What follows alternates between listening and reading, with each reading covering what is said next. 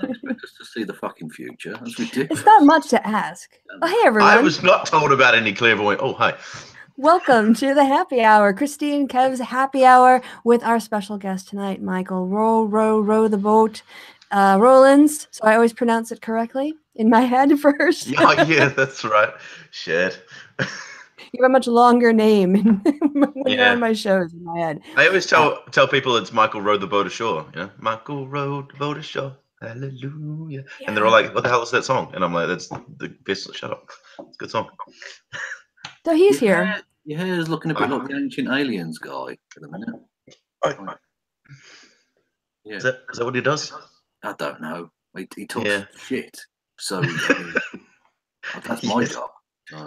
Yeah. No, I just kind of woke up and I was going to put a hat on, but I was like, nah, screw it. I'll just go with this. You just woke up, but that's because you're in the wrong fucking time zone. I keep telling you that. It was right. Have you guys ever watched Danny Boy, the Scottish Indian comedian? No, but that sounds amazing.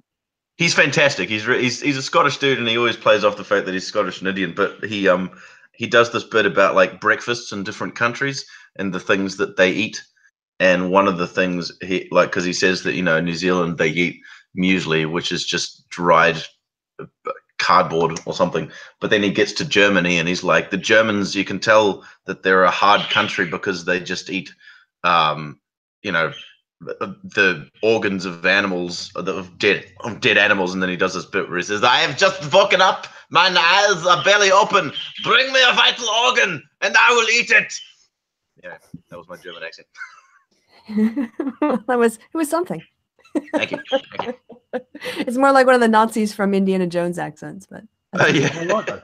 That was a Kiwi doing an impression of an Indian Scot doing an impression.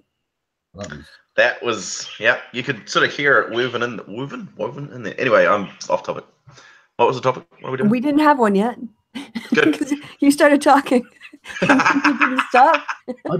Whenever we get into like a little ramble like this, I can't help but feel like there are people listening to this. Is being broadcast. What?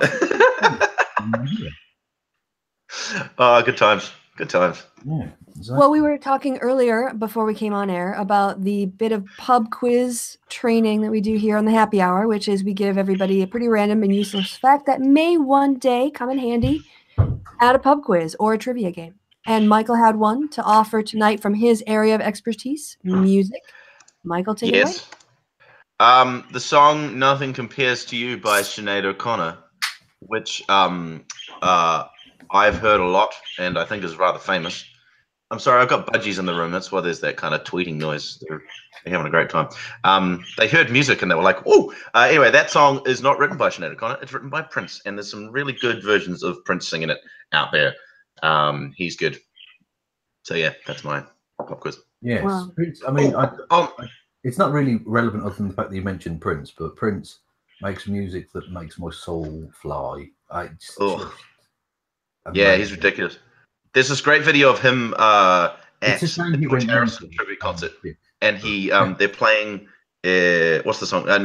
While My Guitar Gently Weeps, right? And Prince is shredding it up on guitar. It's like the last guitar solo in the song. And he's shredding it up, and then the song finishes, and he just throws his guitar in the air and walks off stage, and the guitar just doesn't come down.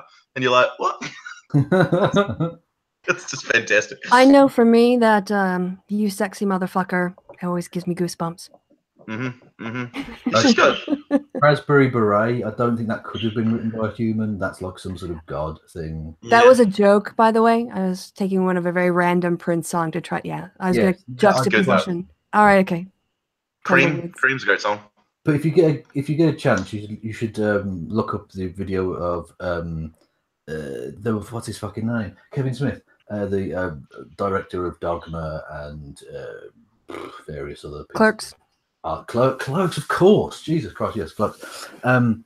He was going to make a documentary about Prince. Prince asked him to go there to his house in Minnesota and make a documentary.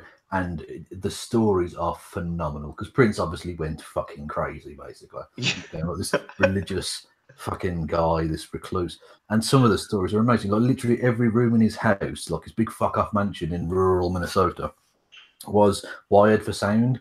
so that it literally all 24 hours a day, 7 days a week, no matter what room he was in, and even in some of the gardens, everything was recorded. So that if he had a musical idea, he could just record it. But not just that, but he could actually play it back. So that Prince could communicate with anyone in any room in the house. And so Kevin Smith was just taking a shit, and Prince started talking to him through the fucking walls. That's normal. Oh my god! He's chatting to like his Prince's like one of his personal assistants, and he said basically you have to treat him like a child because you can't explain to him that no, we're in rural Minnesota and it's 4 a.m. We can't just get you some giraffes, Prince. It's ridiculous. Like really out there, like eccentric. Yeah, gone mad. I remember reading there was an article of like anecdotes from people who knew Prince after he died. In this, I think I've said this on a Hangout before. Anyway, it was on an online blog thing, and it was just anecdotes from band members and friends of Prince, and just the most bizarre things that he would do, like the fact that he didn't wear. He'd just wear like big one pieces, but they didn't have pockets. So all he'd do is he'd carry around $100 note in his hand. And then if he wanted to buy a coffee or whatever, if he'd just pay with $100 note and be like, no, it's fine, just keep that, and he'd walk off with his coffee, you know. It's amazing. One of the things that really stood out to me. Oh, sorry, it was just really quickly. The Batman, the soundtrack, the original Batman with Michael Keaton, Prince's music. The soundtrack for that is great. But the general music of that film, for me, you can't have the movie without the music, you know. It's been so long since I've seen that film. I would say dust it off. I can hear myself, by the way, Kevin. I don't know if you have your headphones possible. God, yeah, okay. I've got ears like a the echo's from my head. It's gone through my head and out my mouth. Wow. Yeah, get out the old Batman soundtrack with Prince and listen to those songs, and it'll come back. It's all really good stuff. I'm going to look it up now. Oh, crap, I forgot. Oh, I can't remember my password. Doesn't matter. So is Kevin not... Side note. Go. No, you go. Okay, I was just going to say, on the note of odd money carrying practices and pub quiz knowledge, the Queen of England never carries cash with her. You'd think if the Queen rocked into a cafe and was like, "Can I have a coffee, please?" They wouldn't go, "Oh, yeah, that'll be £2.50, thanks." They'd be like, "Holy crap, it's the Queen! Of course, there you go." Exactly. Yeah. I'm kind of surprised if they did an advertisement for the British Post. What you could have is like some clerk working behind the desk and looking down and saying, "Yes, can I help you?" And someone saying, "I'd like a stamp, please." And then saying, "What kind?" Like, "Oh, the one with me."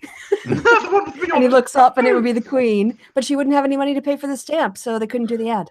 One of my favourite pieces of nonsense, because the Queen attends the FA Cup final, which is like a big soccer game, like the big soccer game, famously. And I forget, I think it was Billy Connolly or someone asked her whether she liked football, and she said, "Not really." And he said, "Well, can I have your ticket for the cup final then, please?" Quite nice. Do you guys have because in New Zealand we have our money has the Queen on it, and then it also has like a little like a holographic Queen that tells you if it's fake money or not. Like you can look in the sun and it's there. I can imagine the Queen paying with that, and then the person looking at it and going, "I don't know, this doesn't really look like the Queen." That's the point. Does the Queen, if the Queen was required to have photo ID, could she just pull out a banknote? Would that work?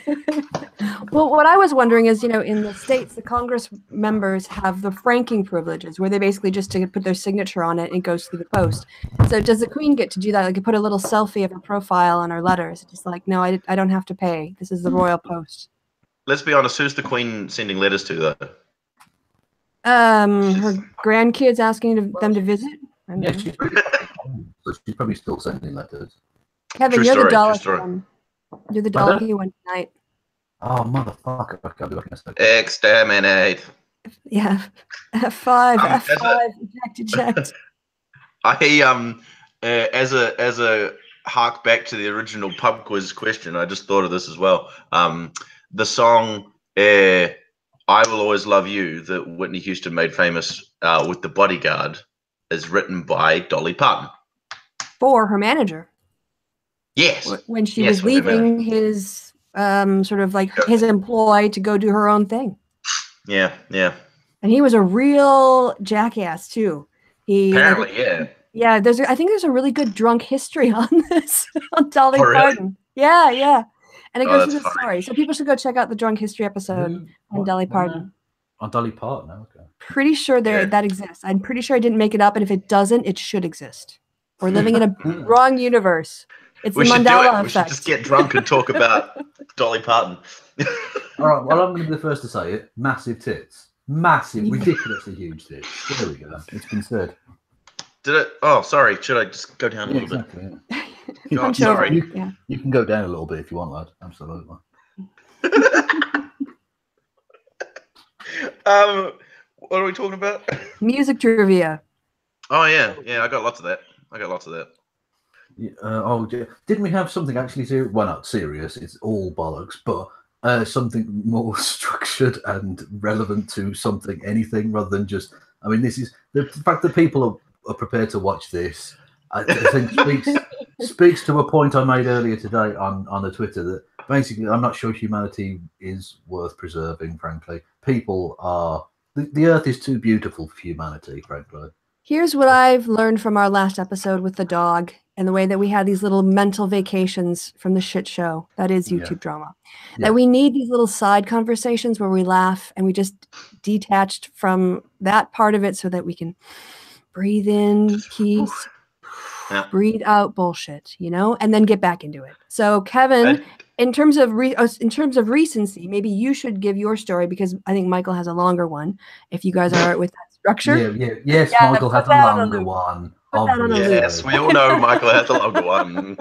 It's been true, but my story's got more girth to it, and I know what I'm doing with it. So come on now.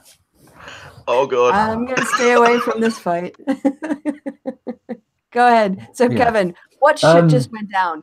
Because shit's I literally just. Well, I haven't logged onto my Facebook. Not Facebook. Fuck's sake, Kev, you absolute dickhead. YouTube account today. As of yet, up until about half an hour ago, when I was loading up my laptop to come and do this amazing hangout about Prince or something, and so I didn't know anything about it, and Kristi was having problems with her computer, so I was like, well, I'll host then if we have to or whatever, and then I logged on and I've got a strike on my channel, which is ridiculous, on an old video which I uploaded 2.5 years ago, which was a mirror of Richard Coughlan video, Richard the Penis Coughlan, and it's called something like Martin J. Willett, the fat racist bastard, and it's been done for bullying, which is fun. Apparently, YouTube has absolutely no problem with you saying that 9/11 was a conspiracy theory, or that the Sandy Hook kids were crisis actors, or that there are chemicals in the water that are turning frogs into homosexuals, or literal vampire pot-bellied goblins. That sounds like I've made that last one up. That's a thing Alex Jones has actually claimed is real. That's all fine and dandy. You can spread as much neo-Nazi propaganda as you wish, but if you take on a neo-Nazi and use some naughty words about him, that's too much, and they will flag you for that. So thanks, YouTube, you fucking pricks. Is the original Coughlan video still available? I don't believe it was, because he put it up on his channel.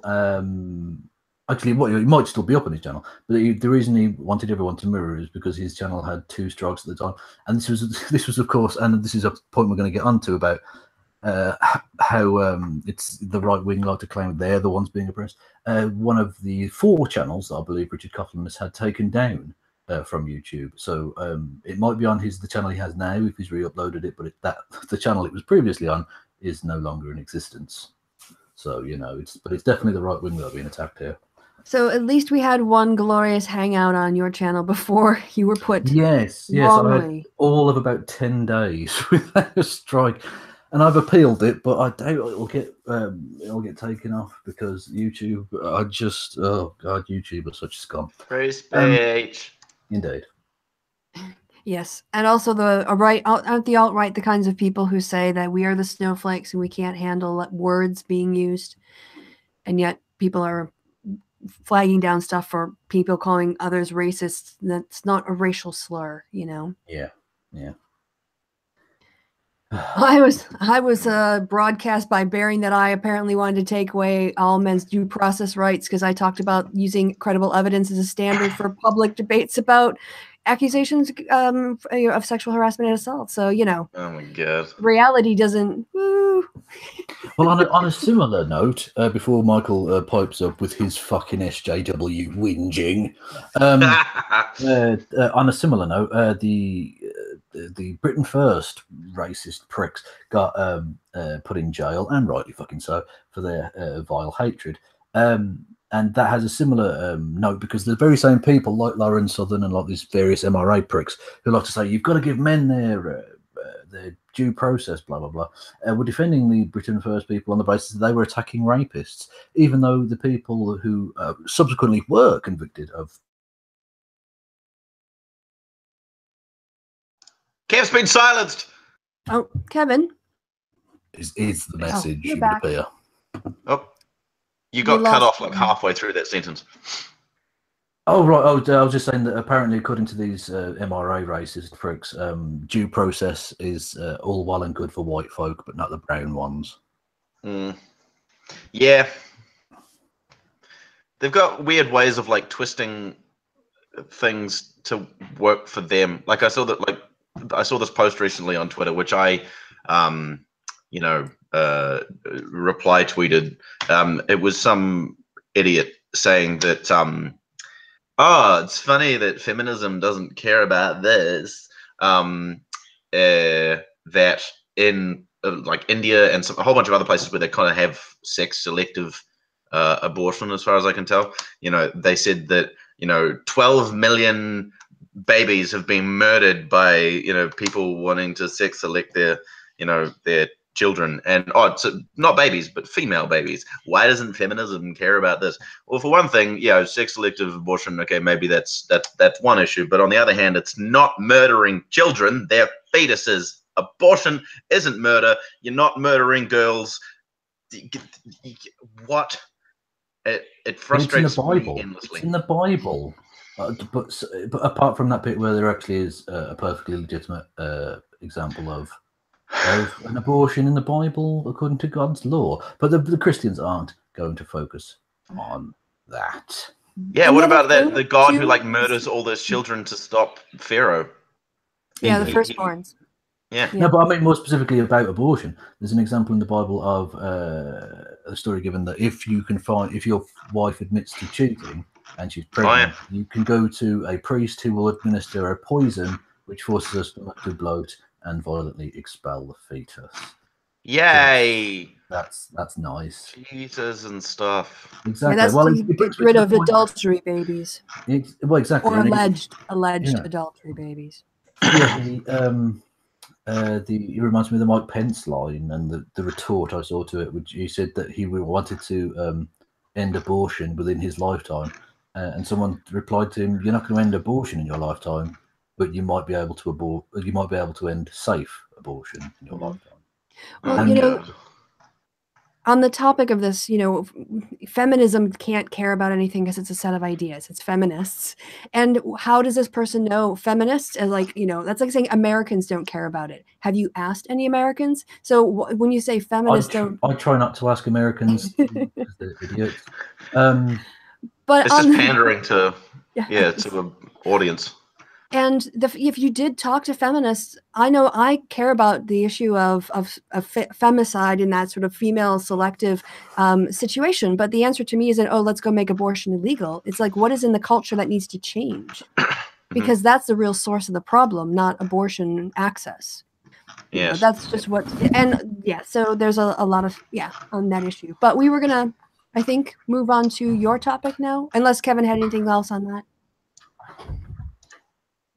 No, I have a lot to say, but I don't know how much of it I should say because it can get all pretty fucking tedious after a while. But there's a lot to be said about what the hell was going on with me. Okay, we can skip it if you want, but I thought I can give cliff notes. I suppose it's probably the easiest. Just give a rundown for people who might not know the short version. Skip to the end. Oh, okay. So it all started when that whole thing with Carl happened, and everyone was like, "Oh my God, Sargon's been punched," when he totally wasn't, and he was just kind of standing around, and then he grabbed the flag and held it in the air and was like, "Look at me! I defeated the anti-fascists." And I did a live stream where I said that it would be hilarious if Carl got punched. Like if he got punched, I would not feel any sympathy, and I would lol a lot because he's a deplorable piece of shit who spends his days inciting harassment and violence and all that sort of stuff. You know, spreading misinformation, perpetuating, perpetuating misinformation about, you know, people who are oppressed and all that sort of stuff. I was just going to, if I can just interject, on top of that, in terms of the use of violence, he has softballed and given succor to and a platform to some people of the most disgusting kind who literally call for the violent expulsion of ethnic minorities from their homes. But So we all know that. We all know that you know, punching someone is just as bad as that. So you're just as bad as that. Exactly. Yeah. Exactly. Slightly roughing someone up on a stage is way worse than ethnic genocide. Yes, I know that's one of the things that I've been trying to. Because I what was I on? I was on something or other. Meth. And I just amphetamines. Probably I was on meth and I had this meth induced coma. Anyway, I tweeted out something about how, you know, punching Nazis is not comparable to what Nazis want to do. You know, you can't be like, you're just as bad as Nazis because you want to punch the Nazis for wanting to ethnically cleanse the world of all the degenerates. Exactly. If Auschwitz had been about just punching one or two Jews, you might have a point. It wasn't. It was about trying to exterminate entire races of people. That's a difference. Yes. So that's off topic. So that was the thing that I did. I made this video basically laughing at Carl and this whole thing and saying that it would be funny, bunch of stuff, and and fucking predictably as hell, because I knew it would happen. I was thinking about it during the stream, because it happened last time. I said some stuff about punching Nazis or something, I can't remember, but you know, Mr. Bering decided that he was going to respond to this. I didn't watch it because there's no point in watching anything he does, because it's just fucking shite. And you know, as predictably again as well, I receive, you know, thousands of downvotes and hundreds of hate messages and kill yourself and all this sort of stuff. And then this theme sort of started to develop, which, you know, normally tells me that there's something that's been said inside Bering's video that his followers are just parroting. And they were all saying that I was in an incestuous relationship with my sister. So I was informed that what had happened is because during the stream, my sister came in, she'd been in the shower. She was fully clothed. And she has a necklace that she has trouble putting on sometimes, because Jamie is autistic and she has some disabilities, and it makes it difficult for her to do some things in her everyday life. So sometimes, you know, she wants help with these sort of things. So she had the necklace in her hand, and I said, "Do you want me to help you put that on?" And she said, "No, it's fine." And then I said, "Say hi to the internet," and she said hi to the internet, and then she went off. Bering did this thing where he did that, and he does that thing where he like puts a picture of himself with like really big eyes going, you know, the implication being that I'm in an incestuous relationship with my sister. And so this really ticked me off a lot, the fact that he is willing to stoop so low as to use my disabled sister as something to gain ponage points against me on the internet, you know. So that was a thing. And then I made another video about Bering not caring about free speech.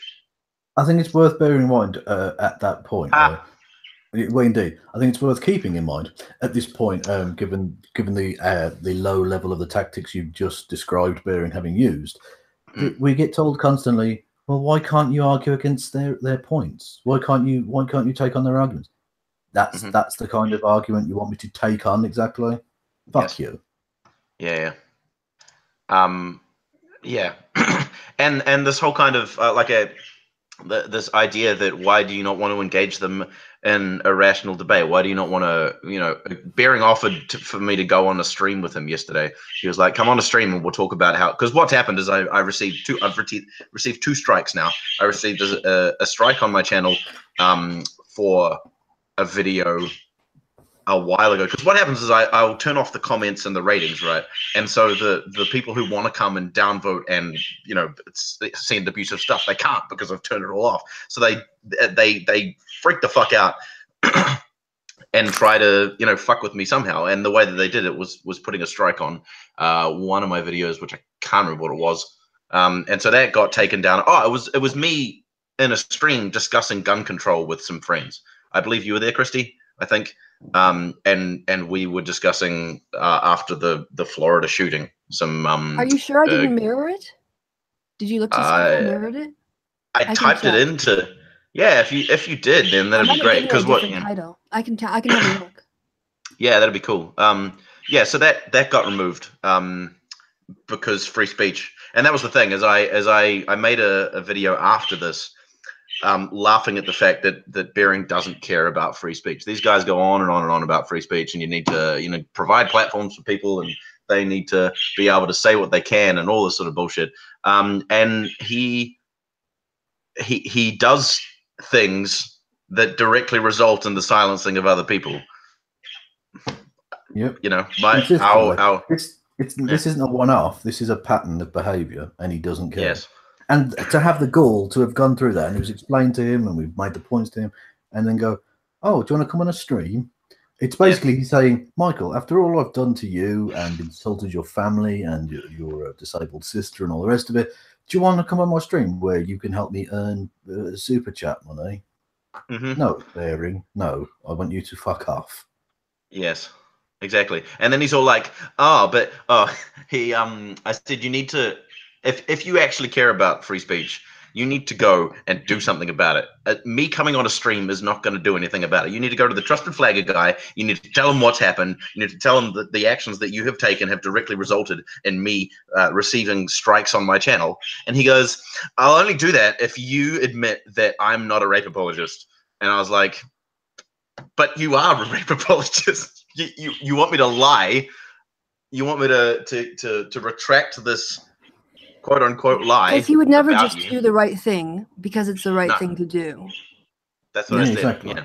Like Sargon, to his credit, did come to Kevin's defense, didn't he? And do the work necessary. He did, and that was fair play. This was ages ago. A video. I mean, he hadn't even made a response to anything, but it got flagged down. Where I called him and Milo Yiannopoulos out for being fucking pricks. That got flagged down, and to be fair to him, he wrote to YouTube and specifically asked them to remove it. He didn't do anything, but the fact that he publicly was willing to do that, fair play. That doesn't mitigate any of the other things I've said about him or any of the criticisms I've made of him or my general opinion of him. But I think it's actions stand on their own merit. Actions stand on their own merit. But he did also, after the whole what the hell was it, Lush and Cardiff thing, he made that video, which where he apologized and he said that he doesn't want people to, from his channel to go and harass people. That's fine. And I had my own problems with that sentiment, because I think that if you are actually against harassment and cyberbullying and all that sort of shit, you should make it part of your being. You should do, you shouldn't just be like, what the hell am I supposed to do? I can't do anything about it, which is what Bering does. But and you shouldn't just make like one-off pronouncements against it if you know that it's an ongoing issue. You should actually. And especially having led a campaign of harassment against Anita Sarkeesian and Zoe Quinn, it's much more difficult to take that one-off denouncement of harassment with any level of seriousness, especially considering, and we've discussed this on this channel before, on this this show before, but now Donald Trump has come out and done the actual things that they were accusing Anita Sarkeesian of doing, and he has the power to implement them. Awfully quiet on the Gamergate front. Yeah, very, very quiet. Yeah. I know. Could it be to do with the fact that, yes, that I didn't want to say the vulgar thing. What was I going to say? It's hilarious as well that the incredulous. He acts so incredulous. Bering does. When you tell him all the stuff, someone comes to him and be like, "Maybe don't." Way to move the bird into another room? Are they really loud? Are they? They're so loud. I would advise not just moving them into a different room. Put them in the oven, right? Baste them in a nice bit of a. They are my new budgies. They're not even 2 months old. Exactly. Well, it'd be really nice, tender meat then. It'd be absolutely delightful. Oh, come on, so man. lovely. They've been so Cover quiet them for the last little while, and now Cover they're. them in some breadcrumbs. Oh, mate, it'll be fucking delish. Come on, now. Isn't it funny? Isn't it funny how whenever I'm on a stream, we always seem to be trolled by birds? Or making coffee. Exactly. It doesn't matter what. Yeah. Oh, jeez. Let me finish my over point, the and then I'll beach. go move them. For you, Kristi, they're on wheels. Whoa, hello. Jesus. They're getting really excited. Is someone harassing your birds? No, they're just playing with each other. That's So this is the sort of shit that someone would just, could take out of context. My point was that Bering acts like super incredulous all the time when it comes to like you telling him about the toxic behavior of his audience and the way that they are just being really obnoxious. I'll move them, don't worry. The toxic behavior of his audience and the consequences of his actions. You tell him, hey, you do such and such a thing, and it results in this thing. And everyone's like, nah, but he can't control his audience. And he's like, I can't do anything about that. I've done this, and I'm not going to do anything else. I can't do anything. Or someone says to him, your audience, you've cultivated this toxic audience. And he's like, what do you mean I've cultivated a toxic audience? What are you talking about? It's stupid. Well, not just that, but I think we've seen with the hashtag Bering Mafia thing, he can and does willingly control his audience. I had that just yesterday. Someone came and said, hey, it's from the Bering Mafia. We hope you have a great day. And I'm like, oh, exactly. He can and does. Yeah. Someone in the chat has asked what I expect to fix. I'll tell you in a second once I've moved the birds. Exactly. Be right back. And one of the positives is that if Bering tries to clip any of the discussion of Michael talking about him, he'll have to listen to those fucking birds over and over while he edits it. Now, Michael, I think his earphones are still in, but he can't hear now because he's walked away. So I think we need to badmouth him publicly. That would be fun for me. Right. So what is he doing? They literally just brought them into shot. Yeah. There you go. And due to my wonderful hangout skills, I've frozen the screen on him. They look so delicious, Michael. Oh, you should eat them immediately. Oh, he's muted. He's muted himself. Oh, that's very sweet. So yeah, let's talk shit about Michael while he's not here. Exactly. Tiny cock. Embarrassing. Intellectual discourse, as ever. Yes. Yes. We bring you on for the highbrow things, Kevin. Yeah, that's your speciality. Yeah, quite right. Yeah. Wow. Oh, Michael, you were missing such a highbrow conversation while you were gone. Exactly. I can only imagine. We were discussing Kierkegaard and modern philosophy. So I mean, either or. You missed out. I don't know what any of those things are, so cool. But we saw your birds. He was a philosopher. You didn't see the birds? Good, because I bought them so I could show you. Yeah, they're actually really. Seriously, mate, you need to eat them. That has to happen. I'm not gonna eat my birds. I'm gonna teach them how to like sit on my finger and like sit on my. I saw some great videos about budgies and how you can train them and stuff. They're fucking sweet. And you can teach them to talk as well. So next time I'll be here with a budgie and I'll just tell him what to say and he can say it all to you. Yeah, but what you can also do, fry them up with some butter. So garlic. Yeah, exactly. What do you guys have against birds? Nothing. Jesus. Just Kevin's been talking about poultry for so long. What do I have against birds? Nothing. I prefer them with a side of chips as well. That's lol. Lol. So that's someone's asking. Someone in the chat's asking, how is Donald Trump racist? How? Oh my god! Let me count the ways. That's how. I mean. I listened to a report on that topic. I listened to a report earlier today. You can go check the media coverage about the fact that somebody was revealing that Donald Trump would weed out women who looked too ethnic from his Miss Universe, whatever his Donald Trump, a cattle show. Yeah. Did you guys see the not to say hold on, let me correct to say not to say that the women are cattle, but to say that they are treated like livestock when they are paraded around to be ogled and their bodies to be measured and judged and evaluated and rated. Yeah. Hey, but they also have like a quiz at the end as well, so that they have to like say things. So that's like okay. Yeah, well, it just makes it, the fact that they are people kind of makes it, you know, they're human beings and they're treating them like living Barbie dolls. So it makes the Barbie doll part worse. Yeah, exactly. At an actual cattle show, and vegan stuff aside and all the rest of it, but at a cattle show, the fact that they're treated like cattle is sort of to be expected. But when they're people being treated like cattle, that's a problem.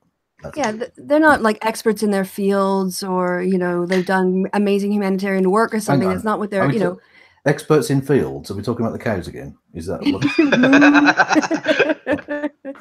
Oh, I've got a joke. I've got a joke. Can I tell you my joke about fields? Yeah. Okay, so stay tuned, everybody. We've got a joke about fields. So a guy's driving his car. He's a FedEx driver, so he's driving his truck, and he's got a delivery out in the middle of nowhere, right? So he's driving his FedEx. This is how you drive a FedEx truck, out to this rural area, and he drives and he looks to his left and he notices something. He sees a man standing in the middle of a paddock, the field. Do you call them paddocks? Anyway, and so he's like, oh, that's kind of weird. So he drives and gets to the place, delivers the package, you know, you sign here, sort of thing. And he drives back, and it's because it's such a long distance. It's been about an hour or two, and he sees, well, it'll be this side now. He sees the same guy over there, and so he goes, oh, that's kind of weird. He pulls over his truck and he goes, and he yells at the guy, says, hey, what are you doing? And the guys stand there and he says, I'm trying to win a Nobel Prize. And the FedEx driver says, what for? And he says, for being outstanding in my field. Yeah, saw that one coming. No, yeah, that sounds like a really long Christmas cracker joke. Thanks. I'm here all week. Oh, well, that's not a unique selling point at all, Michael. Thank you. No. What was I going to say? Yeah, the idea of Donald Trump. Let's pretend that joke never happened. The idea of Donald Trump was weeding. It will never go away. Was weeding out ethnic people from a multi-ethnic event, literally representing every country on the planet. What, does he only want white people from those countries to exist? Are you telling me he was trying to ethnically cleanse the Miss Universe competition? Yes, yeah, he was fucking cleansing Miss Universe. Jesus, wow, definitely not racist. I'm sure the alt-right would say if they had like one black contestant in the whole field that was white genocide. So I mean, true story. Sillier, you know. Yeah. Did you guys see the John Oliver bit where he talked about if you like actually read a Trump speech, how it's just complete nonsense, and then so he got a speech bit and a guy read it out in like a completely neutral tone. And it makes absolutely no sense. And then he said, it sounds like as if you had your iPhone and you got the autocorrect thing and you just went next, you know, word. And he said, we did that, and it's indistinguishable. And then he plays the iPhone predictive text thing, and it just sounds exactly the way that the words all. It's fantastic. You should definitely watch it. Yeah, I'm trying to find my favorite piece of Donald Trump nonsense where he talks about nuclear weapons. I think we brought it up ages ago. Yeah, Kristi, and it's I know the best thing ever. I'm going to try to find the nuclear and the power. And my uncle told me about the power of nuclear, and it'll blow you away.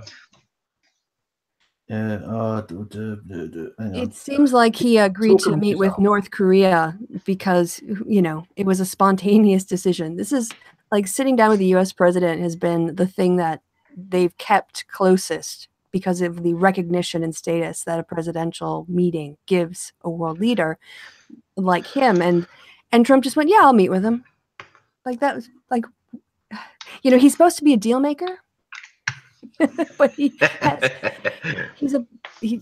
not making deals. He's giving away the swamp. I make lots of deals. I'm going to make lots of deals. And also, I love the fact that he hires the best people, and yet they've got a staff turnover rate at McDonald's. Yeah, I know. You know, Rachel Maddow. Yeah. Rachel Maddow has a list of the people who have left, and right now she's like becoming a smaller and smaller just silhouette of a person in light of this list of over 30 some people now who've just left from senior posts, communications directors. I think he's gone through 4 now. It's just that's funny. I think we've just got like one Trump supporter in the chat, and they're just trying to defend Trump. By all means, get rid of them. Yeah, I mean, if they're not breaking, well, here's the thing: if they're not breaking the rules, if they're just expressing odious opinions, but they're not doing slurs, then just that's my limit. If you start to insult people and attack people, or attack the people on air, attack the mods, you're gone. Time out, and then you're gone. Time out, guys. Yeah, you get to step on the naughty chair to go, this was wrong behavior, and then if you don't learn, you're gone. I'm strict but fair. Yes. Yes. So anyway, Michael, I was stopping you from speaking. What were you going to say? When you just started, when you started to talk. Oh no, I was just agreeing with you. I said yes. Oh, right.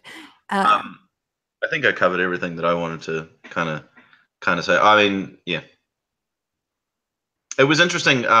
Just going back briefly, is that Bering he seems to get really upset whenever I call him a rape apologist. It just kind of quote unquote triggers him. And he agreed that if you're having sex with someone and then they pass out and you continue, that is rape. But that goes completely against all the things that he said and the reasons why I called him a rape apologist in the first place. So it's kind of odd. It's very odd because he's like, you need to retract the things that you said, and I'm like, well, up until this point, you haven't. You've maintained that you never supported raping someone, but you clearly did by all the words that you said. Like I went back and I listened to the little excerpts from the thing that the stuff that he was saying, and it was just it was rape apology.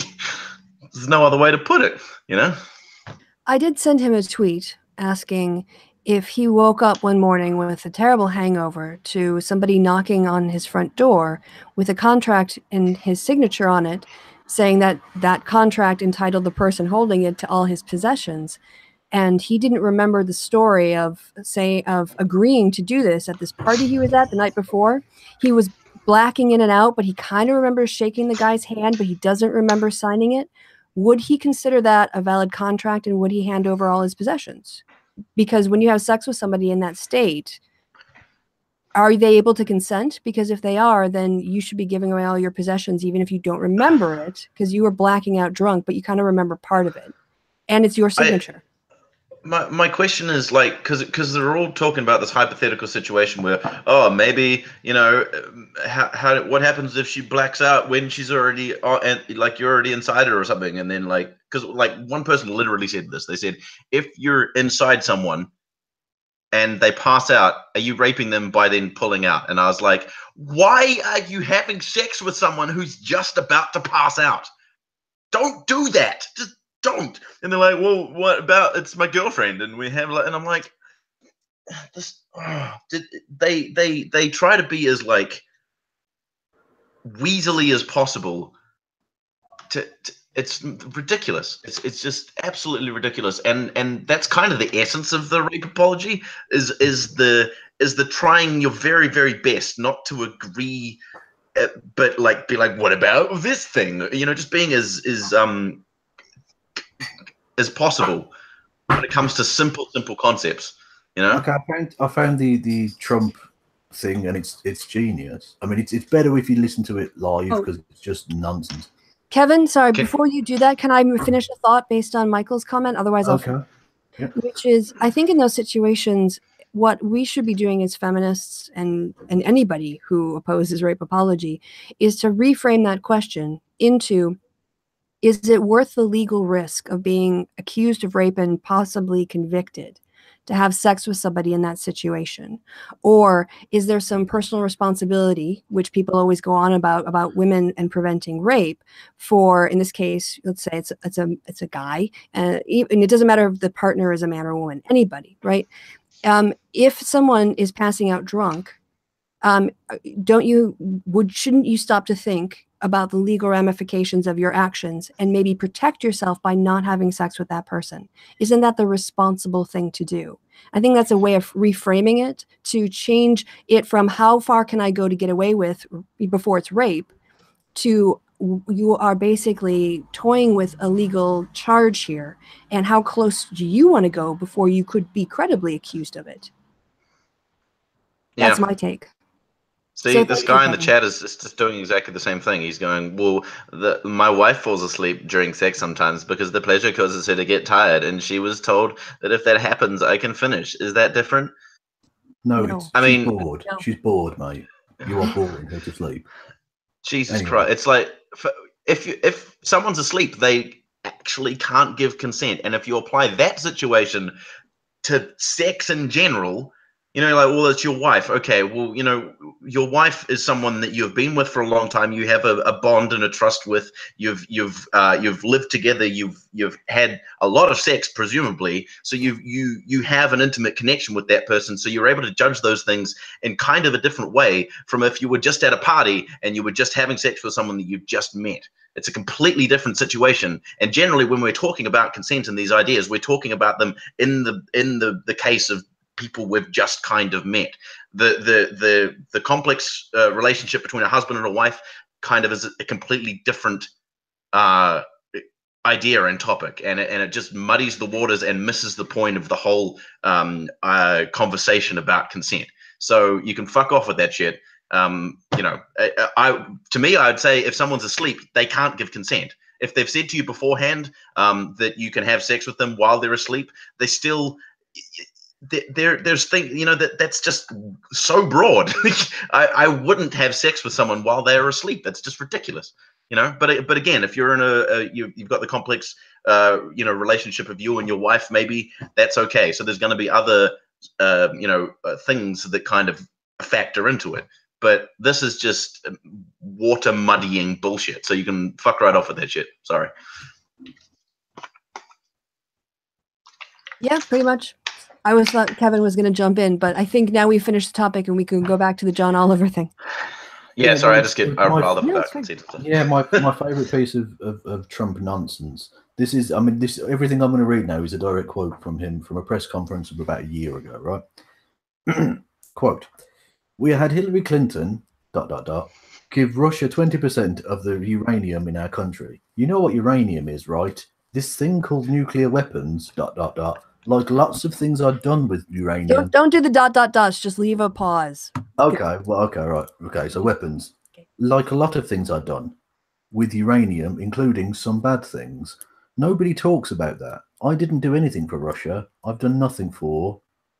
Hillary Clinton gave them 20% of our uranium. Hillary Clinton did a reset, remember? With the stupid plastic button that made us all look like a bunch of jerks. Here, take a look. He looked at her like, what the hell is she doing with this cheap plastic button? She did a reset. You remember? It said reset. What the fuck did that mean? What was any of that? Word salad. It's nonsense. That's what I mean. If you just read it like deadpan, they're just fucking fantastic. Well, it's brilliant. You know what uranium is, right? It's this thing called nuclear weapons. Like lots of things are done with uranium, including some bad things. It's like a 6-year-old.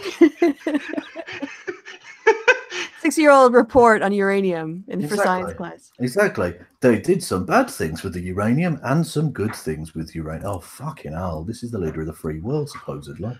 Jesus. You can just... Yeah, it's amazing. I'm just looking at some different transcripts now. I mean, let me see. And I want to congratulate the state of Florida and your representatives on some very good legislation that's been passed. I guess they've been listening to me a lot because unexpectedly they passed concealed carry for some very special teachers that have had a great ability with weapons and guns. They passed that. And this somewhat surprising to people because they didn't go in thinking about that. And I guess they like what I said, and a certain group of people have great talent. They're in a school. They love the students. It's concealed and things. It brings great safety. Genius. You can always tell when Trump has a speech written for him when he's actually trying to use his brain. He sounds almost vaguely human when someone writes something for him, whereas when he's speaking, it's just it's gibberish. Utter fucking gibberish. Anyway. I mean, can we also already have historians just say he is literally the worst president we have ever had, ever? All of them. That's difficult. That's difficult. James Buchanan not doing anything about the forthcoming Civil War, it could be argued, was worse. What about Andrew Jackson?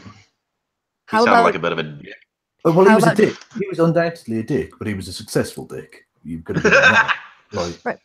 But how about not giving any directives to stop Russian interference with American elections the entire time he's been president, basically leaving us defenseless? Yeah, I'm not defending Donald Trump. I'm just saying. Okay. So I'm up against the guy who could have done more to stop the Civil War. All right. So maybe second worst.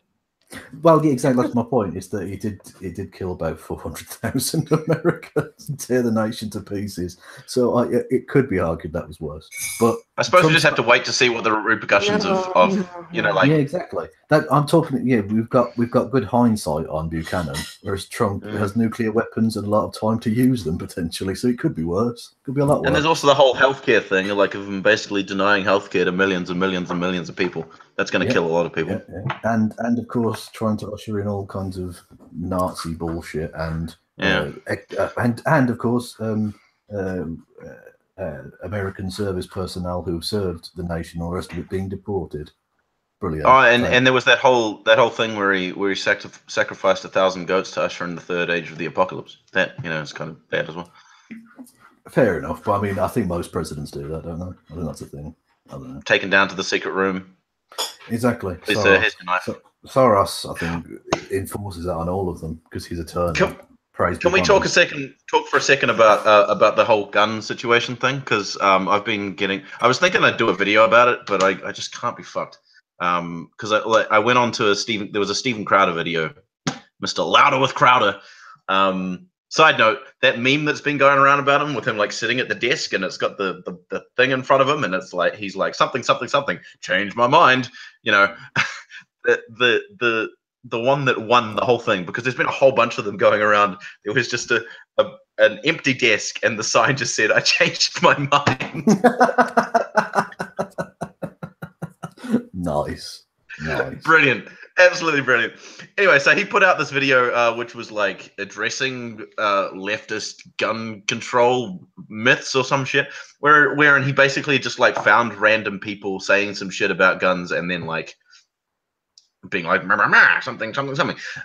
He basically sucks. I hope he dressed up as a woman, because that seems to be his answer to everything. Is to dress up as things. Yeah, exactly. Put on a dress. Did you see his Oscars thing he did? He dressed up as. No. Remember the scene from what the fuck is it called? Dumb and Dumber, where they get dressed up in those weird suits.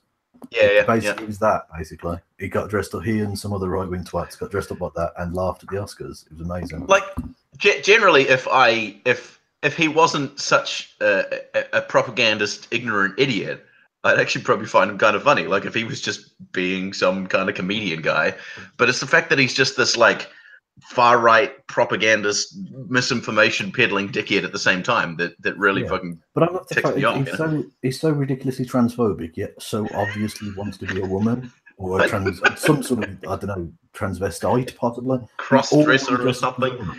Like, brilliant, way to you can imagine them sitting around in a room, like a planning, like writing room or something or other, and they're like, right, okay, so we're gonna do this thing where we talk about like safe spaces for leftists and how much snowflakes they are. And Stephen's like, good, so I'm gonna get an address, and they're like, God, no, Stephen, you don't need to do that. It's completely unrelated. He's like, okay, so I'm gonna put this dress on, and then I'll go. No, Stephen, fuck. Anyway, we're going to talk about fiscal responsibility in the federal government. I'm going to put a dress on, definitely. Yes. So getting back, by the way, I like the tagline of when people that we know who make YouTube videos can't be fucked to make a video, they can just come on the happy hour and talk about what they would have done. I like this as an idea. That's good. That's good. Yeah. Well, basically it was because I wrote underneath, you're an idiot, Crowder. And the first person that came along wrote this fucking essay at me, being like, "Did everyone see his arguments? Look at all the great rational arguments that he's got against Stephen." And then he wrote this huge screed of stuff, and then a whole bunch of people.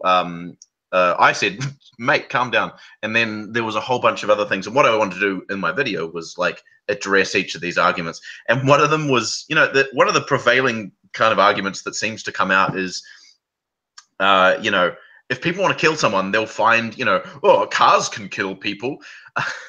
And they said that this person literally said, cars can do a whole bunch of, you know, damage and kill people as well. What, do you want us to regulate cars? Yes. Yeah. We do. Yeah, exactly. All kinds of ways. Let's regulate them exactly the same way and force you to have to take a test to show that you're proficient in the use of them. Have to get insurance in case there's an accident involving one of them. Mm-hmm. Yeah, let's do that. Absolutely. Apparently, in Florida, they just passed a thing where has to be registered to a specific owner. Yeah, exactly. Yeah, all that sort of shit. Apparently, in Florida, they just passed a thing where they've restricted guns to the general public to some degree. You know, they've gotten rid of the bump stock things, and there's like a stand down period. I think there was some stuff like some slight regulations that they brought in, and then they also did this thing where they're giving, you know, teachers guns, right? But the teachers have to go through far more, you know, things to be able to get their gun so that they can have it in a school. And, you know, so they have to do a training thing, and they have to, you know, prove that they're not crazy or whatever, you know, all this kind of regulation for the teachers. And it's like, why don't they just do that for everybody? They've got like less regulations on the general public for some reason. Some weirdo can do whatever, but for some reason the teachers who they trust so much with their kids and all that sort of stuff, they're the ones who have to go through all the training. It's kind of odd. I can tell you why. Why? Hit me. Well, I mean, the legal answer is that they are around kids all the time. And yeah. So that's the thing. And I'm not saying I agree with arming teachers. I think it's a stupid idea. It doesn't solve any problems. But because it's kids. Yeah. Mm. Well, it's not relevant to anything, but my cat is a dickhead. So what's he doing now? Annoying me and wanting to come in and out of the room, even though I'm trying to keep the door closed because there's a lot of wind and rain going on. And so does he not know that you're having a hangout? Can he not just be more? Well, no, because he can only hear my voice, so he assumes I'm talking to him, and so he gets really interested.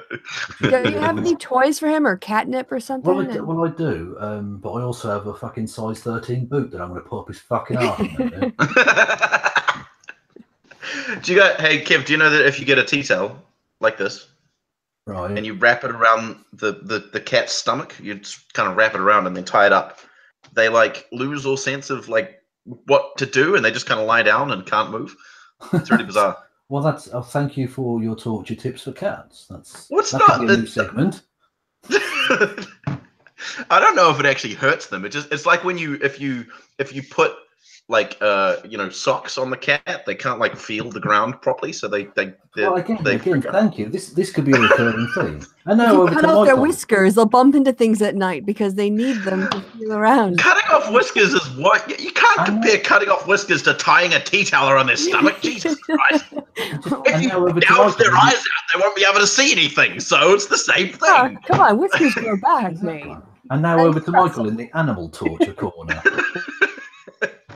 Well, this week I'm going to tell you how you can fist a giraffe. Hey, hold on. You were saying earlier in this chat that you wanted me to fucking boil my budgies. You wanted me to cook my budgies. Yeah, but that's not torture. That's yummy. That's different. I'd still have to murder them. Jesus. No, not murder them. You convince them to commit suicide. It's much easier. Little budgie gun. Play a lot of and that's why we should regulate firearms so budgies can't commit suicide. Nicely done. Full circle. Thank you. Wow. You need you're a perfect guest for the happy hour. Yeah. I didn't even finish. By the way, being the perfect guest for the happy hour is not a compliment. You shouldn't take that. It just means you're as weird as us. The point I was trying to make was these people were saying that, you know, if people want to kill someone, they'll find a way. There, you know, there's knives, there's screwdrivers, there's these kind of things. And I was like, okay, mate, I'll take the AR-15, you take the knife, and we'll see who could kill the most people in the space of a minute. How about that? And then they finally... It literally happened. There was a school in, was it France or somewhere, or Germany? Anyway, there was a knife attack, and it went on for a relatively similar amount of time as the Parkland shooting, and literally no one died. Because it's much more difficult to kill someone with a knife. True story. Lots of people were injured. Injuries are bad. No one died. Yeah. Yep. I mean, and I think as well, like, guns are far more like removed from the thing. I mean, I'm not saying that it's still not awful, but to point a gun at someone and pull a trigger is one thing. But to get like a knife and like dig it into their wherever they need to be and then like, you know, it's going to be way more difficult to kill someone by stabbing. You're going to have to, you know, you're going to have to be like more of a hardened criminal or just psychopath or something or other to be able to knife a bunch of people to death. I mean, with a gun, you can just walk around going bam, bam, bam, bam, bam. And I'm not saying and it's much easier to defend yourself against someone with a knife. Yes. Well, this is a weird thing because sometimes these guys get body armor because you can get that too in America. And it's just, I don't know if you remember, it was probably in the 90s or maybe the early 2000s, the guys who tried to rob a bank and they were like fully decked out in all kinds of crazy body armor. And eventually it was the police killed them, but they were just walking around like Terminators, sort of just, you know, it was crazy. It was crazy. Body parts are regenerating.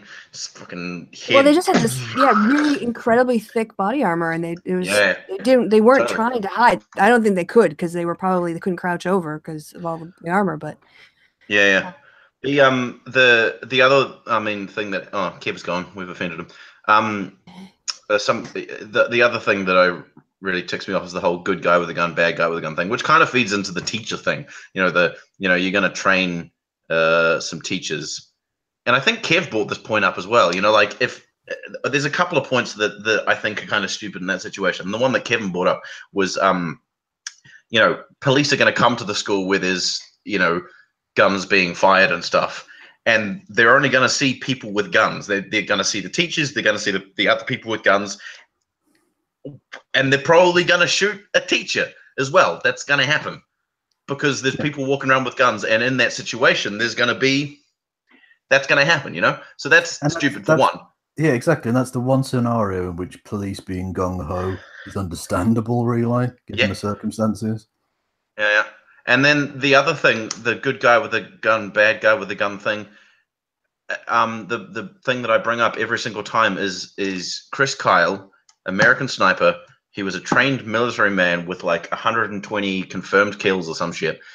And he and a friend were taking another soldier who had PTSD to a firing range to try and expose him to some guns and things like that so that he could work on his PTSD.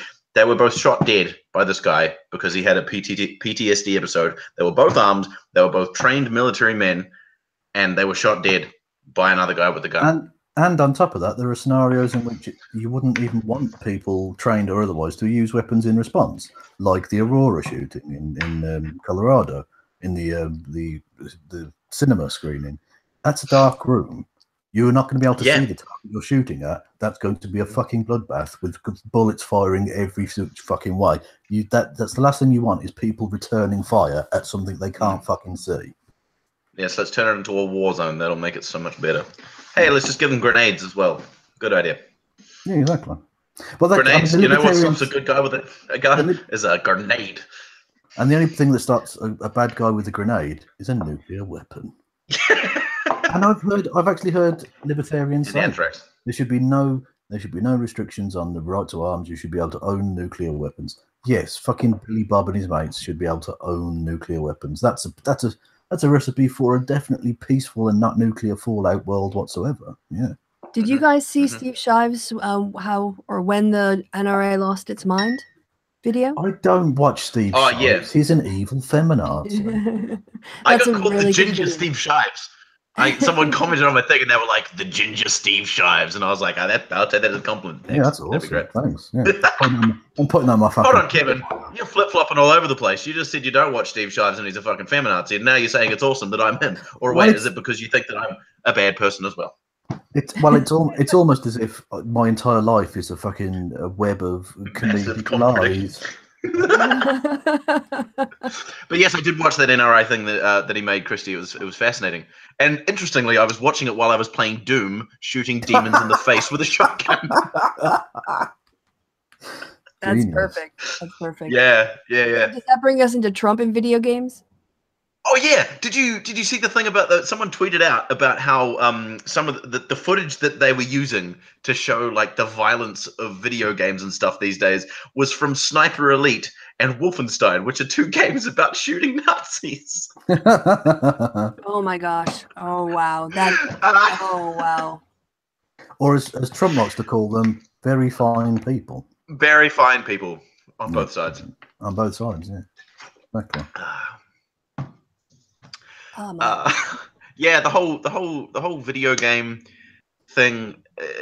It's been a thing for fucking since games were made. People have been saying the games are gonna make my children into mass murderers. They don't. There've been hundreds of fucking scientific studies about guns. Sorry, I keep saying guns. Computer games. Influencing people to commit mass murder or whatever. And they just don't. And I mean, I was watching a Trevor Noah thing last night, and his point was, it doesn't mean that media can't influence people. Sure, it does, but for it to be like a specific thing like that, it's just it doesn't. The science is out. And it's the rap music and the Marilyn Manson. Yeah, the whole friggin'. Funnily, people weren't killing people before rap music. It didn't exist. Murder had never happened. Kendrick Lamar does a thing in a couple of his songs actually, because they on Fox News they did a thing that crazy looking dude with the glasses and the beard. I don't fucking know their names. They're all on Fox News, right?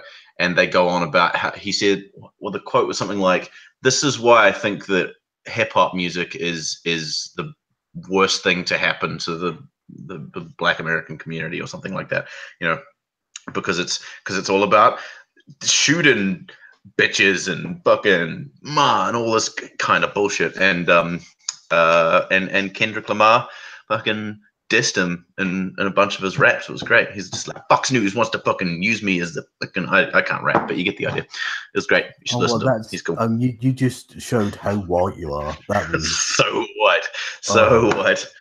Put me up with Vanilla Ice and I'll be right there. That's not Vanilla Ice. That's fucking... You twat. On the issue of video games, I think the psychology shows that they do have like a cognitive impact, but I wouldn't causally, say that because those links are there that we therefore have to ban all violent video games. I don't see a society where you could even do that, because adults will enjoy playing those games, and I think adults have a right to do that kind of stuff because it's not hurting anyone, right? Well, we have alcohol in our society. We know it has deleterious effects, and I think the problem here is not the video games, because a lot of other countries have video games. They don't have the mass murders that America has. The video games argument is one to be had, but it's not one to be had as a replacement for the gun safety debate, and that's what it's being used for. Well, exactly. Yeah, it's just we've got both Britain and New Zealand have the same, and indeed Germany. We get all the same video games, the movies, the hippie hop music, and the rappy rap music, and all of that. The hippity wiggity. Exactly, yep. And we don't have mass slaughters every day in schools. The thing that people brought up about like Japan, I can't remember why they use Japan as the thing for it, but there's been 0 gun deaths or some shit in Japan in the last however long, and they have more video games or something. I don't know. They have a huge video game market or something or other, and it just doesn't happen. But I could constantly find it fascinating as someone who closely followed the Gamergate thing. Trump and his acolytes are doing the same thing. The Gamergate people accuse Sarkeesian of, and they have the power to influence the laws and make the laws in a way that Sarkeesian didn't. And yet they did a hate campaign against her, and yet fucking Trump-a-lumpa They're absolutely fine with. They are pathetic, spineless, shill scumbags. I know. So it's especially like, I mean, you know, I wouldn't. I suppose I wouldn't expect it so much from the fucking hordes, the harassing masses, but the main people, like the ones who kind of headed the thing. I mean, even the fucking Amazing Atheist, he was one of the people who like made shit against Anita Sarkeesian, Sargon, Mundane Matt, you know, all these fucking idiots who were kind of leaders of the Gamergate or whatever, you know, fucking crickets. Yeah, they're pathetic. Mm-hmm. But like, she took like $100,000 and like didn't do anything. On the timetable that I think she should have done it. That's really what it is, because she makes content all the time. Yeah. You know, it's just, but like, the thing is, she has done all the things. They're like, she didn't do the 12 videos that she said she was gonna do. Yes, she did. Oh yeah, but now she's started like another thing. I do that all the time. Like, I'll be like, I'm gonna do these things, and then there's a thing over here. But she's so prolific, man. She's done so much awesome stuff. But I mean, fucking Jordan Peterson, he gets 70 grand a month, 700 grand a month, $1 billion, 70 grand a month to be an idiot, to be an absolute idiot. I watched a tweet out. Yeah, he gets 70 grand a month to tweet out fake Antifa accounts saying they're going to kill white people. Brilliant. And porn sites. Yeah. He tweeted out like a cam porn site, and I was like, what the fuck are you doing? And that thing where he tweeted the like directory on his computer, like he was like, what do you he tweeted a picture of his own cock. Like, what's that? Actually, I'd look at that. I'll be honest. If he tweeted out a picture of his cock, I'd look. Yeah, I probably would as well. There we go. For truth and dare now, we know that answer for Kevin, so don't ask him. Exactly. I don't know if that counts as pub quiz trivia. If that came up in pub quiz, that would be weird. Whose How cock big would is Kevin Jordan Logan Peterson? definitely look at if he did a dick pic tweet? Well, yeah, that's indefinite. Basically, I would look at any cock. If a famous person tweets their cock, There's so many good taglines from the show, little clips. Michael, it's only 280 characters. You can't get your penis in a tweet, mate. Come on, there. The PZ Myers, the dude from like free thought blogs and evolution stuff. He's an evolution kind of guy, and he was one of the guys who kicked Thunderfoot off the free thought. It's hard to say free thought blogs because he's a fucking misogynist piece of shit. And he did a thing about Jordan Peterson, you know, him and his fucking lobsters thing that he talks about. He's just like, yeah, because these lobsters, they have the same like hierarchical thing. So women should wear makeup and get paid less. So lobsters, what? And PZ Myers did a couple of videos on why he doesn't know what he's talking about, because he kind of uses his like, I have a PhD or whatever, or I'm a professor as a thing to be an expert in everything. He's a what does he say? Was PZ Myers saying that you should take his talk about lobsters with a pinch of salt? Eh? And lemon, squeezed lemon. Yeah, well, yes, indeed. Well, I was just going to say, one of my proudest moments was when PZ Myers on his blog used one of my videos as like a look at this video thing. It was awesome, and it was back when I had basically no subscribers, so that was pretty cool. That's pretty cool. My favorite was when David Futrell used one of my videos. Oh yeah, look, I've had David Futrell use my videos a couple of times, motherfucker. I'm actually besties, by which I mean he follows me on Twitter. So yeah, he liked one of my tweets the other day. I was fanboying. I was like, ooh. Well, I think Kristi beats us all because she had Chelsea Clinton like one of her tweets. So that's true. Yeah. Who's Chelsea Clinton? Are you kidding me? I mean, I assume she's the name? relation to the. Yeah, I assume she's related to the Clintons somehow, but I'm not. The daughter of, yes. Oh, okay, fair. Is she a good person? Is she? Mostly. She's all right. Yeah. I mean, mostly. I mean, there's that time she killed kittens with her bare hands, according to, you know, the fucking InfoWars or whatever. You know, it's a really fun game. You know, it's a really fun game. When I was on the ship, right, we were watching a lot of David Attenborough documentary things, you know, like Planet Earth and all that sort of shit. And there was this one particular one. I think we might have been watching like Planet Earth or something. Oh no, I think it was Deep Blue. Well, one of the ones, and he's talking about the deep ice shelves and the fact that no one's been down to these depths before until now. So he would say until now, and so we made up this game of whenever David says a thing, you say until now afterwards, and so it'd be things like, this particular part of the rainforest has been inhabited by a nearly extinct form of bug. And then we'd go, until now. Everything. It makes everything so much fun. You should definitely try it. Well, that sounds sinister when he's going about it. Yeah, it is. Inhabited until now. And then he just starts stamping on these bugs. Exactly. It's just all the... until now, we've come through it. For a smash. Oh, geez. It's really fun. You should definitely try it. Until Now with David Attenborough. It's like Mound Ball, but for television. What's a mound ball? Kevin would know what Mound Ball is. What? You're a baseball fan. I'm indeed. I'm a clinical psychologist. But- What? I'm a clinical psychologist. He's an expert at everything, so he knows everything because he's an expert. How can you say that? Because I'm a clinical psychologist. Mound ball, very quickly, is what you play when you are at a baseball game in order to pass the time, because it takes sometimes 3 hours plus, and there's not always something going on. So you're in the stands. There's very rarely something going on, let's be honest. Yeah. At the end of every inning, the pitcher will drop the ball he's been using onto the mound, and it will sometimes stay on the dirt, and sometimes it'll roll on the grass. So what you do is, with a bunch of friends, you go and get a big, whatever beverage you like in a plastic cup, and you slam it. So you clean out the cup, and then everybody antes $1. And at the end of every half inning, if the ball stays on the dirt, you win what's in the kitty. And if it rolls on the grass, you have to put in $1 and pass it along. Yeah. And I was at Chicago Wrigley Field, and I won at Mound Ball, and I can't remember who it was that was pitching, but I was like, I just stood up and yelled drunkenly, "I love you!" And he like waved as he was walking off. Wow. Baseball sounds just wow. Just like a wow. Well, this is the thing. When I eventually get around to go into the States, I will undoubtedly go to a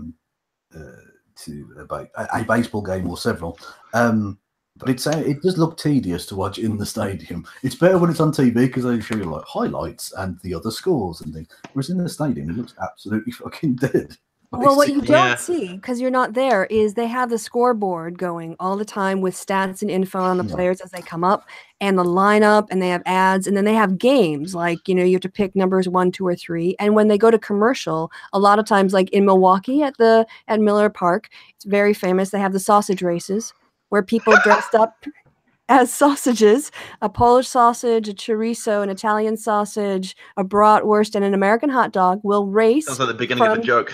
From home to first base or home or whatever. Or maybe it's around the track. I can't remember. It's been a couple of years since I've been there. And then one of the sausages will win. So you'd be like, I went to a game before I moved to Germany. So, of course, I rooted for the German sausage. And it won. And I got a little doll to remember the event by. That's baseball. You heard it here first, everyone. Kristi rooted for the German sausage. Jesus. Well, they did that on...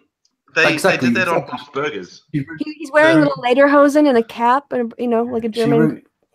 She rooted for the German sausage because she's the worst. Oh yes. Slam dunk. The worst. Oh come on. Groner. Wow. They did it on Bob's Burgers, where they were having a baseball match, or like the kids, and Gene dresses up as the burger and became like the dude. And there was this whole like moral story of don't like trip people over and stuff. I like Bob's Burgers. I think that's generally a good rule for life, especially if you don't want to get your face punched in eventually. Yeah. You keep tripping people over. True story. Man, like do they do like in New Zealand? Because there's been a series on at the moment of New Zealand versus England. Like England are over here doing a cricket tour. And it's been fucking fantastic. Like the games have just been fantastic. But like that you can just look up highlight reels and it'll just be the highlights of the match. So like any of the outs, any of like the really good, like the 6s and the 4s and all this, the stuff that makes the game really interesting. I would generally watch a game, but like, do they do that for baseball and stuff? Can you just look up like a highlight thing? Yeah, you go onto the website and you can look up the highlight reels and stuff. Yeah. Okay. See, because I could do that. I actually need to watch the last one because like we were losing, and then Ross Taylor, who'd like hurt his back or some shit, came out and fucking he scored 180 unbeaten, basically with a broken spine. Not quite, but he wasn't good. It's actually been a great series. I mean, I really must do more sports content because people don't get from my channel any semblance of the fact that I basically spend my life watching sport and the Parliament channel. So that's, I mean, it's really sad and pathetic. So I must do more on sport. And that's funny. The England-New Zealand series has been spectacularly good so far. Kevin, was he the winningest? Was he the winningest player of the day? He was the hittingest player. Yeah, he sportsed a whole bunch. Like there was sports going left, right, and center, but he did the most of them. Exactly. Sports ball. Ross Taylor. Yeah, it's one of those things where like it's just really exciting when half like you know a bunch of your good batsmen have just been knocked out, and then someone just comes in and carries the whole fucking team. It's like the best thing ever. Like they got rid of Martin Guptill, who's famously like an amazing batsman, and some others. I know that they all kind of went out for quite small innings, and then Ross Taylor comes along and it's like boom, boom, bam. That's how you bat. Yeah. Apart from you were batting both left and right-handed there, which is. I'm ambidextrous. Well, yeah, but you have to say before each ball whether you're batting left or right-handed, so you can't just decide randomly halfway through. No, but they'll do that thing. They'll do that thing where they go, instead of going like that, they'll go, and like knock the ball to the. Oh well, this is going to get really boring and technical now. But yes, they still have to start off as left or right-handed, and then therefore the LBW rule applies regardless. Right, yeah, fair. What you then do? If that makes sense. Yeah, that's fair. That's fair. So no switch hitting in cricket. Like everyone in the audience. You can switch hit, but you remain batting the left-handed or right-handed that you started. If that makes sense, because then you have to know which. No one in the audience knows what the fuck we're talking about. In order for the LBW rule to work, yeah, I know, because Americans need to get into proper sports. Education for the Americans. For those out there who don't know, LBW means leg before wicket. Exactly. And the wicket is the thing that makes you get out. And so if you can't just stop the ball with your knees. Mate, they couldn't grasp the fact that Donald Trump was a piece of shit. They're not going to get cricket. Jesus Christ. It's kind of like a strike zone. If you go outside of it. Oh god, yeah. Well, in terms of concepts. It's not. Really. Like it's your zone. No leg before wicket. Don't let me get in my zone. Have you guys heard that song by Kanye West and whatever his name is, Jay-Z? It's called N-Words in Paris. And oh yeah. At the end of the song, is it actually called N-Words in Paris? It is for us. It is for us. But anyway, in the end of it, I like that rap collective N-Words with Attitude. They're good. I like those. Oh, it's good. At the end of the song, Kanye's going, "Don't let me get in my zone. Don't let me get in my zone." Anyway, someone made a game. It's like a little flash game on the internet, and it's a circle, and there's a circle in the middle that says "my zone" or Kanye's zone. That's right. It says Kanye's zone, and there's a little Kanye head going around the screen like this, and you have your mouse, and you have to stop his head by using your mouse, like pushing him out of the way, and he's just going, "Don't let me get in my zone. Don't let me get in my zone." It just goes around and around, and then when he gets in his zone, like when you lose, he goes, "I'm definitely in my zone." So, what movie did they sample in that song? Oh, it was a Will Ferrell movie, right? Yes. Yeah, it gets the people going. Yeah, it gets it's what does he say? I can't remember. Hold on. He's gonna look it up. While we look it up, Kevin, you have something to add while he does the research on this? Because we live fact check our lyrics. Well, yes, exactly. We're big on that. I'm just thinking to myself, this has gone very significantly over an hour. I can't remember anything we talked about. It's just Prince and nonsense. It's been brilliant. And we've had up to 40 viewers. We've got 37 at the moment. So hey, hope everyone's having fun in the chat because we're. No, I don't. I hope everyone's fucking miserable in the chat. Fuck you, chat. That's what we do when Michael's looking things up. We insult the chat. Exactly. Is he back now? No, I'm not. But you just reminded me that I got this the other day, and I'm super excited about this because it's fantastic fun, and it comes with. So if you don't know, it's a MIDI keyboard, right? So it's got 2 octaves. And you can basically do anything with it. You can assign all these. It came with a couple of different synths, and so you can play different synth sounds, and all these little knobs and stuff change the different parameters of the synth. But it's also got these drum pads, and the software that it came with, you can create a sample from anything. So all I put up an Instagram post the other day where I'd assigned me saying bollocks to this one, and I'd assigned Champa Smells to this one. Champa's my friend. And then some like drum beats and stuff. And so I made a drum beat out of bollocks and Champa Smells. It was great. And so you could just, and you can sample anything you like and just put it in here. Like I played some guitar stuff and you put it on there. And like every time you touch it, and it resets every time. So it'll be like bollocks, bollocks. It's the best thing ever. It sounds like my internal monologue when I'm putting my videos together. That's what's the Michael, had I known you weren't going to look up the lyrics, I would have looked them up. No, I'm looking them up. That explanation. I'm looking them up. What's the actor's name? I can't remember the actor's name. Will Ferrell and Will Ferrell. Here we go. This is memorable. Will Ferrell and John Heder from Blades of Glory. Blades of Glory, yes. The ice skating movie. No one, yeah. No one knows what you mean, but it's provocative. Gets the people going. The only reason I watched that movie is because I knew that it was Napoleon Dynamite. And not just that, but the great scene where he's giving him that pep talk and he goes, "You need to feel it down in your plums." Right in their face. That's so stupid. But I remember laughing hysterically when I saw it in the cinema. And I thought, okay. That's fair enough. If a movie can actually make you belly laugh, it's done its job, I think. Can I make a massive, well, not really a massive side note, but Kristi was with us the other day. We were in a hangout on my channel where we were talking about polyamory, right? And someone in the chat recommended, because we were talking about like polyamory and media and how it's not necessarily. Well, I didn't know that Kristi was polyamorous. She's not. She's not. She was the objective, conscientious objective. I was a designated newbie, like the person who's been, monogamous and been like, I don't get this. Like, how do you guys handle 3 levels of cleanliness in the same house? Like, it's not a moral question for me. It's like a practical question. Like, there's enough drama when you have one person in your life and their family and their work stuff, and then you add another person. That just seems to expenentially increase the amount of complications. Exactly. It was so fascinating talking to Makaya about that, because he was all, this is my room and Harvey's room is immaculate, and so they like have their own rooms and stuff, and then they get, I get that. It's kind of cool.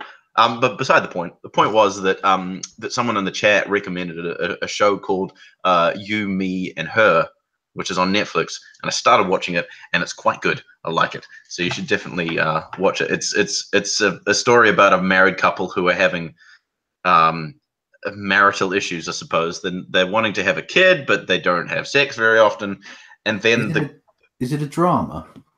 No, it's not. It's not. It's kind of dramery, but it's mostly comedy.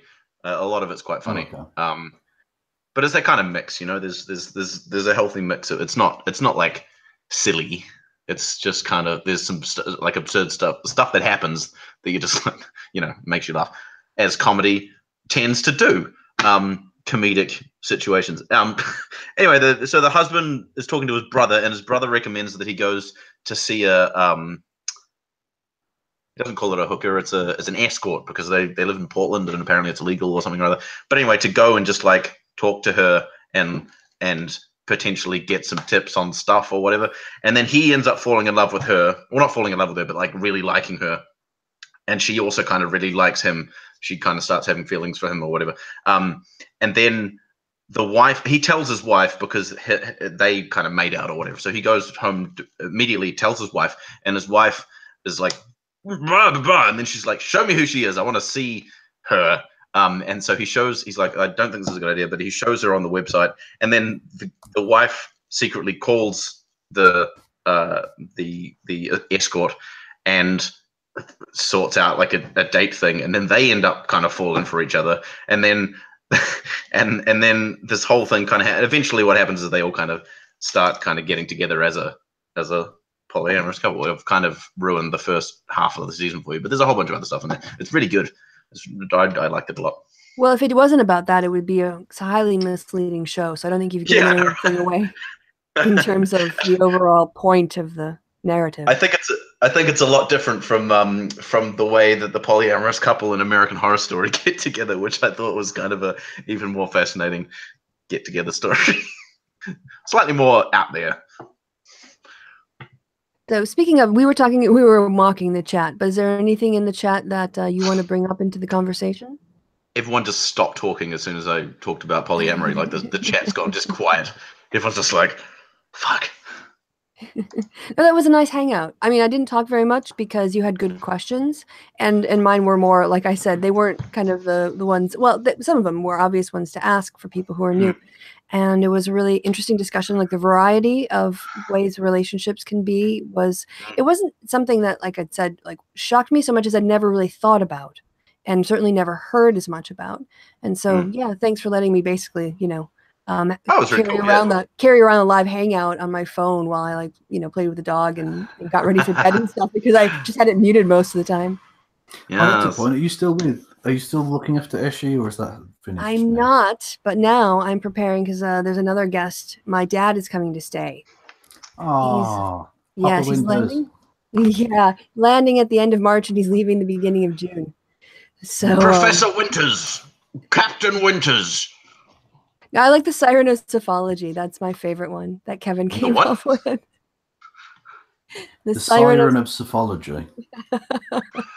I've never said that before to him. I've never told him that. So there you go. Pub quiz info. That's funny.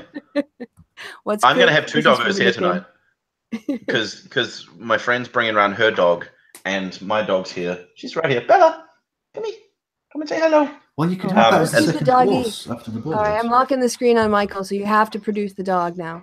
Oh, Bella. She gets really weird when you hold her. See, look at her eyes. She's just like, fuck, what's going on? There you go. Can I type on the computer? Go type on the computer. Is that better than being held? I don't think so. I don't know. She's like, yeah. Michael, that looks like it would make a brilliant second course after the Kevin. I'm so glad you're keeping this bit up. Don't stop the bit. Don't stop the bit. Jesus, don't stop the bit. Isn't that a song from a musical? You can't stop the bit. I don't know. Did you just make that up? No, it's actually from. Oh man, people who don't get musicals. It's from Hairspray. It's Hairspray, yeah. Oh, I didn't. Yeah, someone understands you. You're not alone. Thanks, Kevin. You get me. I do, bro. Well, if you guys are up to keep going, I can talk about the chat I had with Coach Red Pill and compare my experience with Michael's. Yes, please do, because I had a fantastic experience with him. Let's carry on for as long as we want, but let's be brutally honest about this. We are making a mockery of the happy hour schedule. I did say we were in the after bar now. That was going to be part of it. It was going to be the happy hour and the after bar. But the thing is, with the titles, I couldn't get Michael's name on and mention the after bar. So we moved after the first hour into the after bar. Do I need to go and get a beer now then, do I? Well, you do you. That's really gross, Kristi. So let's actually start with you and Coach Red Pill to set up the juxtaposition and what happened, because I actually don't know how it all played out. So can you kind of start? Intellectually dishonest bastard. Yeah. I just remember what was going to happen was it was going to be you and me and Bronx Blogger. Oh, I was so tired that night. I couldn't keep my eyes open, and I just had to bail, and I fell asleep. Typical. And so anyway, Bronx Blogger went on there and as an Antifa person, you know, to answer Coach Red Pill's questions, I suppose, about Antifa. And to begin with, I felt like it was just he's against Antifa, but he clearly doesn't understand Antifa. Like it's this weird, like, that seems to happen a lot with dudes. Like, I always said this about Sargon as well. He's ignorant about feminism, but he's also against feminism. He's against, like, a straw man, basically. And so this seemed to me what Coach Red Pill was about. He was very ignorant of what Antifa is, but he's also very anti-Antifa. And so that was, you know, and I imagine that was quite difficult for Bronx. He did a really good job, and I listened to him for about an hour, and then I made some notes about what I wanted to kind of bring up. And so Bronx was very, civil to Mr. Red Pill. And that's not how I roll generally. So I came on. Excuse me, let's have some respect. It's not Mr. Red Pill, it's Coach Red Pill. Okay? Sorry, Coach. He didn't earn Red Pill. He didn't earn that fake position of authority for no fucking reason, okay? True story. And so basically I went on and I brought up all the objections that I had to various things. So I said that, you know, Antifa isn't like a thing. It's not an organization. It's a way of being. You are anti-fascist. And so you can take anti-fascist actions if you like. You can do certain things which are anti-fascist, but there's no like website or like thing that that you join to be Antifa. You are anti-fascist. And then he, again, all these kind of ignorant responses to that. And then there was also, because there was the thing about Milo and free speech and him being deplatformed at Berkeley or whatever, and which they kind of glossed over a bit in when Bronx and him were talking, in the sense that they kind of were like, well, Milo was silenced and deplatformed because Antifa came along and made a lot of noise and everything. And I read up, I didn't really know too much about the Berkeley thing, but what I read was the fact that Milo was there. He didn't have a microphone because of some situation to do with the whole thing. And then Antifa just came and protested and made a lot of noise. And so he wasn't able to be heard, and then he kind of quit, you know? And so Coach Red Pill is like, he's been silenced. And I'm like, no, he hasn't been silenced. He is completely able to continue speaking all that he wants. And that at that point, that's when Coach Red Pill called me intellectually dishonest, because he was like, no, he's been silenced. And he just wouldn't even listen to what I was trying to say. I'm like, no, he literally hasn't been silenced. And I say this a lot, but my idea about this whole thing is people like Milo, people like Sargon, people like what's his name, the guy on InfoWars, Alex Jones, they're never going to be silenced because they have a very established, dedicated audience that will always find a way to listen to what these people have to say, unless they're thrown in like a solitary confinement cell in the middle of fucking Guantanamo Bay. Well, this is a point I would like to bring up about another hangout, which you haven't mentioned with Coach Red Pill, but I think is worth noting, that happened recently with Demsock, who's in the Facebook group. His real name. He did a thing with Coach Red Pill about the Allende government, which was then taken over by Augusto Pinochet, obviously the famous Chilean dictator, in which he basically said that Allende, who was democratically elected, was right to have been overthrown. So clearly he doesn't actually give a fuck about the will of the people or democratic discourse. And secondly, that Pinochet wasn't that bad, even though he literally killed and tortured political opponents. So I really don't think he's in any position to talk about silencing of opinions you don't like. Well, see, I was trying to explain to him. And he was so dishonest and horrific in that not only did his own fans say that Demsock had won that debate, but that he actually took that debate off his channel. He took it down. Oh, wow. Yeah. Wow. Well, see, I was trying to explain, because he kept asking me, what is fascism? Can you define what you mean by fascism so that you can tell me what anti-fascism is? And so I was like, so you don't even know what fascism is? And so I was trying to explain to him, like, I found a list of, like the 12 facets of fascism or something like that. And so I went through these and stuff. And I was like, look, this is all stuff that's readily available. You can, and I don't want to pull the whole, I shouldn't have to explain this thing to you card, but I shouldn't have to explain this to you. If you're going to be anti-Antifa and you don't know what Antifa is, and you also don't understand what fascism is. Yeah, exactly. He's a man that's made dozens of videos on, or at least dozens of videos, at least tangentially, about things like Antifa and fascism and blah, blah, blah. And yet he doesn't seem to understand these things. Just as Carl doesn't understand communism or feminism or Marxism or anything. Patriarchy or any of that stuff. But the dictionary definition of patriarchies is this thing here. To all of those you watching, and Kevin and Kristi as well, you should all watch Philosophy Tube's video about Antifa, because it's an hour long, so it's a definite investment, but it's a very comprehensive overview of anti-fascism. That's too many Sargons. I can't. It's too many Sargons. I can't. Can't he sum up this incredibly complex social movement in under 5 minutes? Really? Come on, mate. Yes, exactly. It's really good because he talks about Antifa, but he also goes through explaining what fascism is, because you kind of need to understand what fascism is to understand what anti-fascism is in various different fascist movements things. It's very much worth the watch. And then, long story short, at the point where I said to him, look, Milo's speech is still intact, he went, no, it's not. No, he's been silenced by Antifa. No. And then he kind of went, well, we've been going on for a while now, and now I think it's time to finish up. It's been great talking to you, Bronx blogger. I'd very much like to do that again. Michael, you're interesting. And then Bronx is like, yeah, Michael's great. He's a really cool guy. I like him a lot. And he's like, yeah, no. I think he's very intellectually dishonest, and I wouldn't have him on here again. He's not arguing from a place of good faith. He's very intellectually dishonest. So I just laughed a whole bunch. And then I should have said it on the air because. But it didn't come to me at that point. But I was like, he's basically doing the same thing to me that that he's saying is bad to do to Milo. Milo should be entitled to a platform. He needs to have, but I'm not allowed to come on to Coach Red Pill's channel and talk about stuff. I'm being deplatformed by Coach Red Pill, by his standards. My free speech has been silenced by his standards. It's just ridiculous. Anyway, so that was my experience with Coach Red Pill. Right.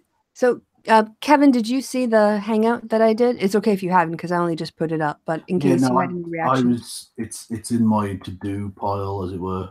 When baseball isn't on, or sorry, it's just not the right season. It's not baseball season, although basketball season, March Madness, spring training has started, so baseball is happening.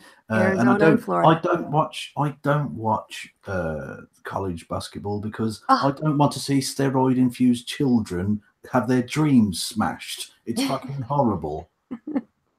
But that's it. It's the love of the game. They're playing for the pure joy of it. No, they're not. They're not. They're being exploited ruthlessly by these organizations who earn millions, and they earn fuck all. It's absolutely some of them horrible. Some of them are, but not all of them are there on scholarships. Some of them are, but those ones are okay. They can deal with it. No, they need a union. They definitely need a union, worker protection. I mean, that's just unquestionable. But they can't have a union because they're children. So that's a freedom of association thing in the Constitution, as far as I'm concerned. But. Right. So I had a couple of interactions with Coach Red Pill before we went on air, and he was entirely pleasant. We didn't really talk about stuff that we sort of disagreed about. It wasn't political stuff. It was more like setting up the hangout, because he reached out to try to find somebody from Antifa. And I helped set that up. That was sort of my role in it. So when we came on air, it was different because he was more aggressive, and he started using a lot of logical fallacies. And it was the same day that Sargon had his talk interrupted. And we were meant to talk about feminism. We actually spent very, very little time talking about feminism. And he started off with the Sargon event, and I came on the free speech thing. And it came down to discussing, what happens at these events, because my position, and it wasn't clear in my mind, actually talking to him clarified it a lot, because he was pressing me and, we were going back and forth. But I do now, after some, even more consideration, think that interrupting a speaker at an event is you exercising your free speech rights. Now, does that mean you're automatically immune from the legal consequences of creating a public disturbance? No, but you do have that right. And his argument was that you sort of, there's an implied contract when you go in the room that you're not meant to disturb the speaker. And I just said, I think that would violate your free speech rights. I would side with people who were protesting. Also, I think it's rather rich of someone defending Sargon of Akkad, considering the way his fanboys shouted down Thomas Smith at last year's Methodist Milwaukee. Yes. Yeah. I mean, it's I'm of the opinion that at a private institution, if a private institution wants to allow or disallow a person from speaking there, that's not against their freedom of speech. That is a private institution. Not you're not entitled to a platform at any kind of place. But then, like Kristi, one of the things you pointed out to me, which I thought was quite good, is that if it's a private institution that students pay fees at, those students also have a right to say what their fees go towards. And if those fees are being used to platform idiots like Sargon or Milo or something like that, then they have a right to speak out against that. Now, I might say something slightly different if it was just some random dudes who decided they're not part of the university or whatever, and they came in to try and quote unquote silence Sargon. But yeah, that's kind of how I feel about that. Right. On that, one of the questions I thought of asking, but then we kind of went on the conversation, I forgot about it, is I'm pretty sure he agrees that students have the right to protest a speaker coming to their campus. Right. But then here comes the gray line. Like, at what point does their protesting actually have an impact, and the administration starts looking into it, or there are costs about security that go up that make the event cost prohibitive? At what point does protesting under your free speech rights become deplatforming? So if you're saying they can protest, that's fine. But if their protest leads to deplatforming, does that mean they shouldn't be able to protest, just like people in the audience shouldn't be able to interrupt the speaker? You're allowed to protest until you become effective in that protest. Brilliant. It's kind of cool. What the logic of it is. Yeah. And so anyway, so yeah, we had this whole discussion about interruptions versus deplatforming. And I said deplatforming, you can ever only know after it's happened. You can't know deplatforming in advance. So when somebody is interrupted and the speech continues, they haven't been deplatformed. But if they are deplatformed, there's a security threat and the room has to be cleared because there's a bomb threat or someone's pulled the fire alarm, then yeah, that person's been deplatformed. And he just wouldn't sort of accept that as an answer. And that's when he would also sort of do an appeal to motive. I think you're doing this because you don't want to do, say, X. Also, toward the end, he sort of, as he's closing out the talk, he just sort of gives me this review of how I've performed. So he starts saying, well, I think you're being I think you're disingenuous when you say this, and I think you're not being. So at that point, I was like, oh, I didn't say this on the mic, but in my head, I've got Samuel L. Jackson going, well, allow me to retort. I kind of just tuned out everything he said because I just started making notes of critiquing him and what I found deficient in his performance. And so when he came, he kind of wrapped up and he handed it over to me. And I just said, well, it's been a very pleasant chat because we didn't shout. We were civil to each other. Ironically, he interrupted me quite often, which people in my comments were asking if he was deplatforming me. And then I just said, like you use these rhetorical tricks where you try to box people in. You also paraphrase things in very uncharitable ways where you attribute, like you weren't really hearing what I was saying, and you were claiming I was saying things I wasn't. So yeah, I just used that opportunity to kind of give him his feedback too, so that it was like a performance review. Nice. It was weird when I went on this channel because he started going on about, you seem like a really nice guy, but you could be happier, Kevin. And I just thought, I'm not in a fucking therapy session, you prick. Shut up. I think this whole idea that you can't be quote unquote emotional when you're talking about things, that it diminishes your point or something, I think is stupid. I'm an emotional. I'd put excitable and emotional. An excited, emotional, passionate person, and when it's something that I'm passionate about, I'm not gonna just. Also, I don't think that free speech is. Yeah, these people talk as if they're emotionless robots, which isn't true in any case. It's ridiculous. Yes, just like if I go into a thing and someone, if Coach Red Pill said something absolutely fucking stupid, and I was just like, no, that's fucking stupid, and then expressed my point, but in a very over the top kind of way, they would say, oh yeah, but he like lost his cool, so it sort of takes away from his point. No, it doesn't. It just means that I'm passionate about the point, you fucking idiot. You get people like Sargon going about, oh, you're overly emotional, and yet literally, exactly. Bernie! He started slamming his fist on the desk about Bernie Sanders sending a tweet he didn't like. I mean, Jesus Christ. Like, I can understand someone getting emotional over genocide or something, but that was Bernie Sanders sending a tweet. That's the most, like, middle-of-the-road nothing thing that could possibly happen, and yet he got furiously angry with him. And it was To the be honest, campaign though, account. It wasn't like Bernie Sanders' Senate account. It was his campaign account. Yeah, exactly. It wasn't even Bernie Sanders. It was like an intern who works for Bernie Sanders sent a tweet that Carl didn't like, and he went fucking crazy. My favorite is a fucking feminist system, though. Like, Yeah. it illustrates so much about Carl that you know, because he thinks that the world is run by feminists. And not just that, but he got angry. He got angry that people were attacking mass murdering fucking misogynist people. Yeah.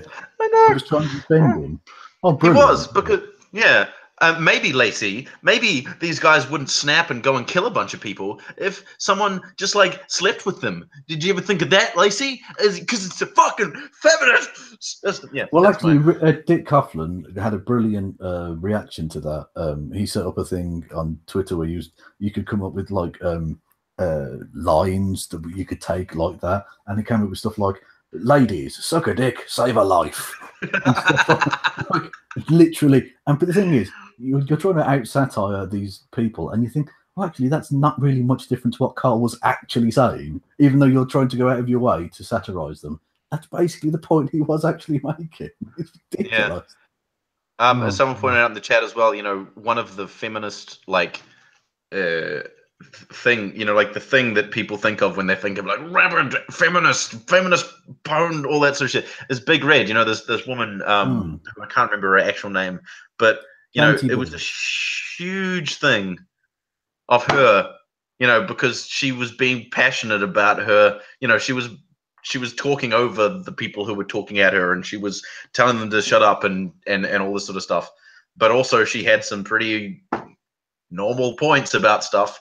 But she's like the feminist, you know. And also stupid. That's fascinating because Chanty one of the Binks. people that Chanty Binks was talking to on that occasion was a guy called Dan Perrins, who's a Canadian MRA, who said that because I had pointed out that Paul Elam was a rape apologist, he described me as one of the most evil people in the world. Well, that's a bit over the top. Wow. But on that, when I went on the show, it was. Well, I had actually someone who had reached out by DM saying, hey, you know, he might try to bait you because he's got this habit of trying to do this to people, you know, talking to them in this way. So I was at least aware, and it was very much my intention to the entire time be reasonable, be thoughtful, and be as honest as I could about what I thought, and also what I decided I was not going to do. And he didn't really ask, to be fair, is to explain anybody else's views or speak for anyone else. Or if he did, I always refused to do it because I'm not here to defend feminism. You know, I am a feminist. Yeah. I'm not here to defend America. I'm an American. Exactly. They do this. They'll say like, oh, well, Valerie Solanas wrote this thing in 1974. And you think, yeah, but I'm not her and I wasn't alive. Like, it's not, why is that relevant to anything? Well, ridiculous, yeah. Oh, well, you claim to be a socialist. Well, Karl Marx said, bloody, he's been dead 100 fucking years. I don't care. I'm not going to defend anything. That was some of the first things that came up in my, like, when I started criticizing Sargon, was people being like, yeah, but Anita Sarkeesian said this something, and I'm like, I don't even fucking know who Anita Sarkeesian is. What the hell are you talking about? What, you want me to answer for some woman? You know, it's stupid. You know, we're not a hive mind. Yeah. You think we are. Yeah. But I wanted to, on his channel, break down that stereotype. So that was, you know, I went in there. And the other thing that I really did try to do was when he was speaking, he was explaining his points. I was listening very actively and trying to follow his logic and then looking for things I disagreed with or I didn't understand or I saw contradictions in. And those are the questions I would ask him. And he would ask questions like, so what you're saying is, you know, what I was like, no, I think if I I said before was this, and I've been pretty consistent in my application of the difference between an interruption and anti-platforming, and just kind of be calm and re-explain it, and yeah, not rise to the bait and not return it in kind. And yeah, I think for me at least, I think the talk went really well. And part of my critique at the end was saying, you know, his questions, he uses these rhetorical tricks or devices like, what does someone have to say to put them on the list for Antifa? Like there's a magical list out there and you just do check marks and now suddenly you're a target of Antifa. And for me, it was how many minutes does an interruption have to go on before it's deplatforming? And like, of course you can't give a number to that because it's about situations. And I also talked about the role of the speaker, that how a speaker handles an interruption can, you know, determine the course of whether or not it's deplatforming. And I gave examples of Bernie Sanders and Barack Obama and political events where these kinds of interactions happen all the time. So, and that was also interesting because, again, because I was listening to him very carefully, he gave the example of this DB 120 movement. I don't really follow. Oh, yeah. He told me about that as well. And he talked about, women who had organized a public speech and they were going to march somewhere and that they were interrupted. And he was sort of trying to, you know, build it up. Like, at what point does it become deplatforming? And he proposed, I'm sorry, if I can finish, Michael, I'm not going to let you deplatform me. Shaboom!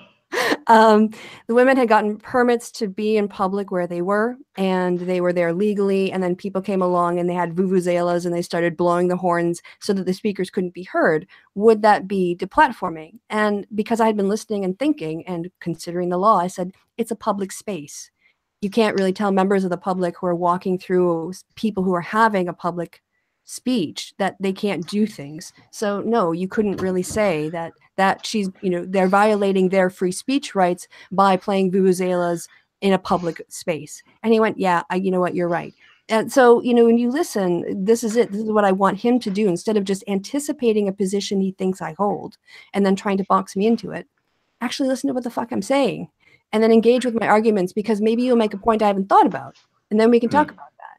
But that's not kind of what he does with the shows. At least it doesn't seem to, like, he from the ones I've seen.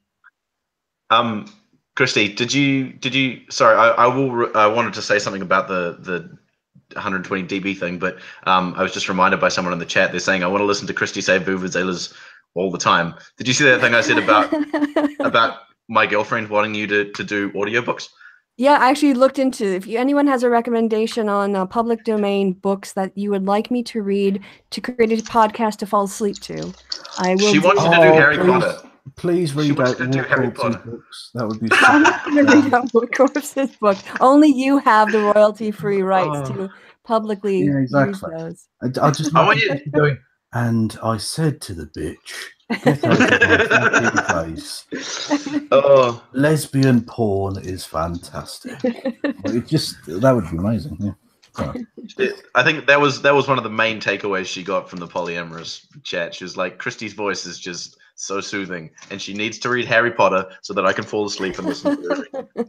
I have been told on numerous occasions I have a late night DJ voice, and she's not the only person who says that she falls asleep to the sound of my podcast, which I do take as a deep compliment. So thank you, everyone.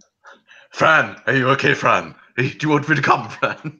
Well, you know, when I'm a trained massage therapist as well. I mean, it's been years now, but a lot of people would fall asleep on my table, and it's a great compliment that someone feels so comfortable and relaxed that they can actually drift off to sleep.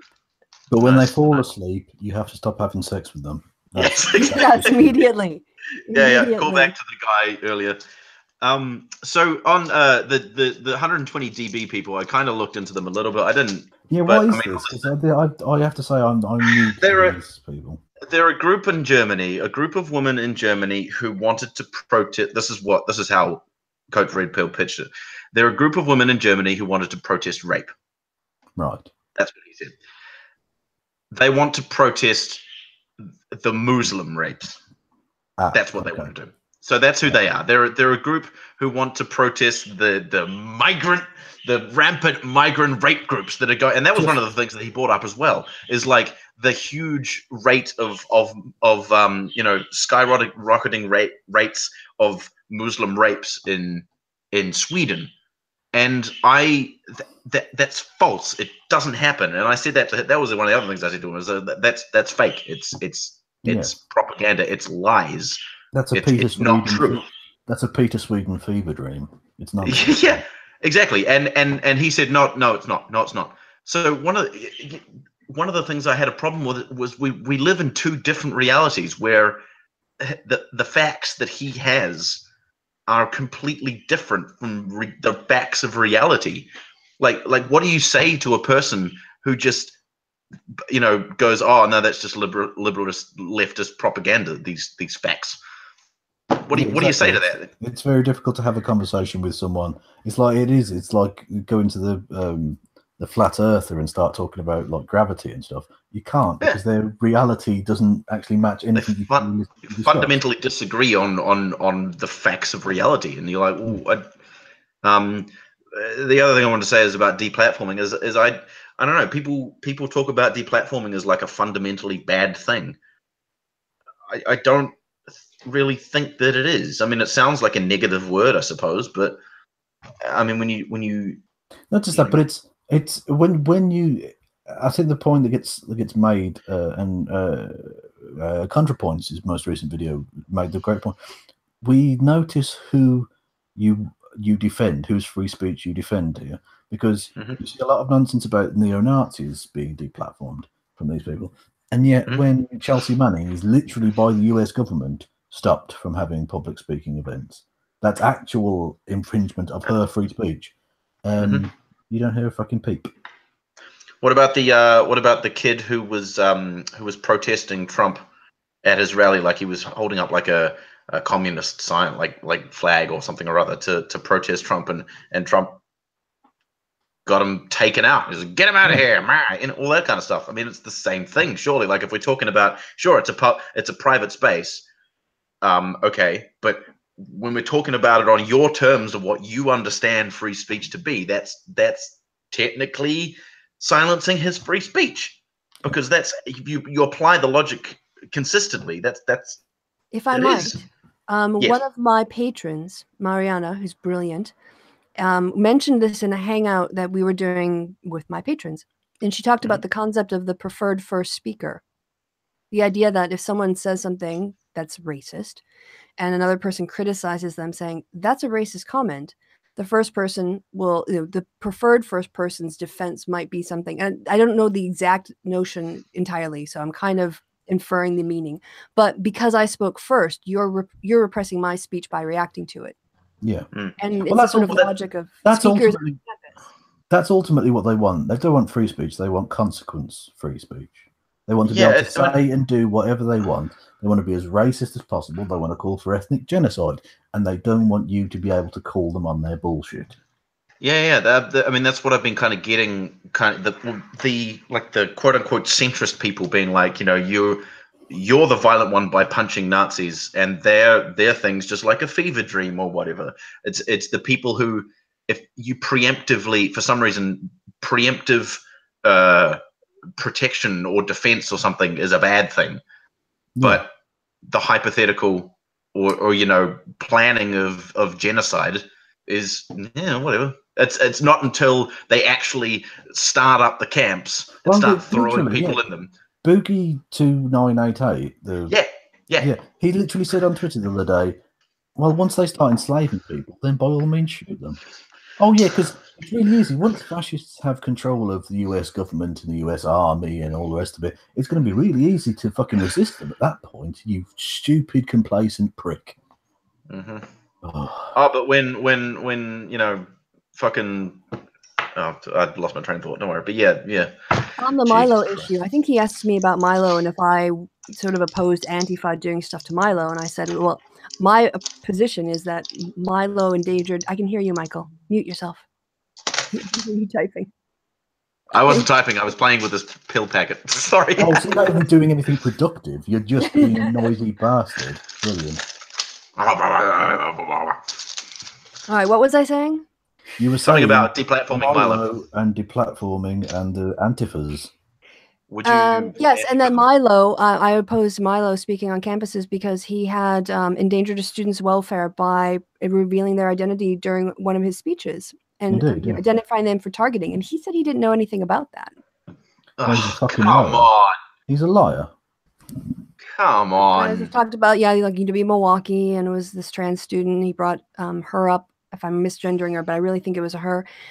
This trans student's up and used her real name and, did clips like, oh, this is happening in your own student paper. And most of the people in the room hadn't heard of that person before, That's what you get for getting your information about Antifa from, Google searching violent Antifa protests. I mean, it's the same as like Sargon getting, all the people who get their information about feminism from Sargon and pwned feminist cringe compilations. They don't have a.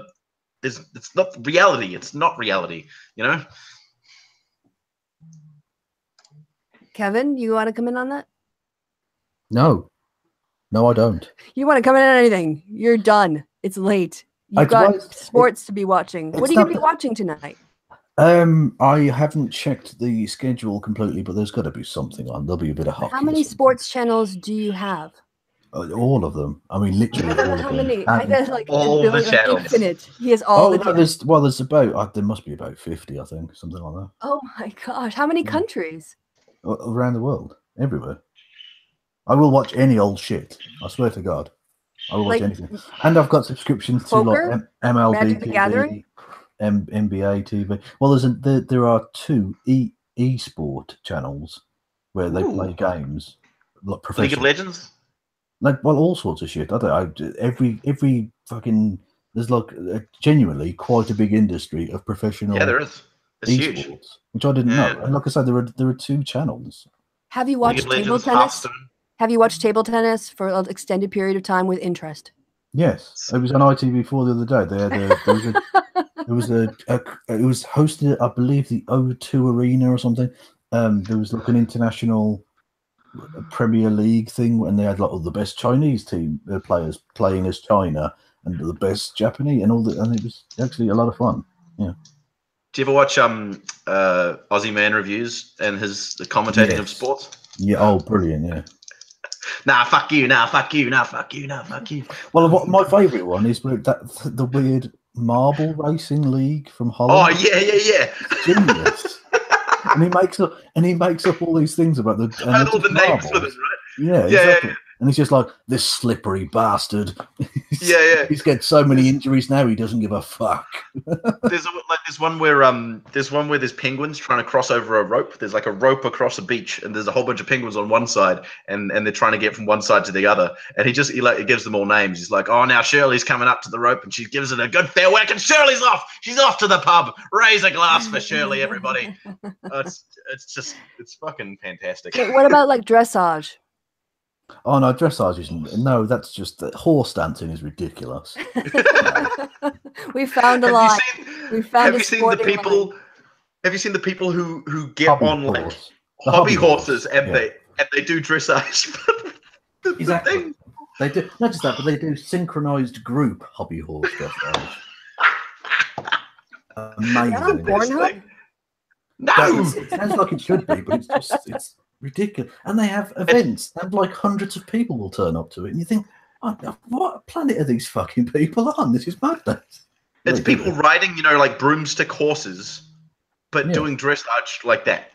Yeah, it's amazing, and they're really good. I mean, they're exceptionally gifted at it, and you think, I mean, fair play to them. They're not hurting anyone, but it's mental. Yeah.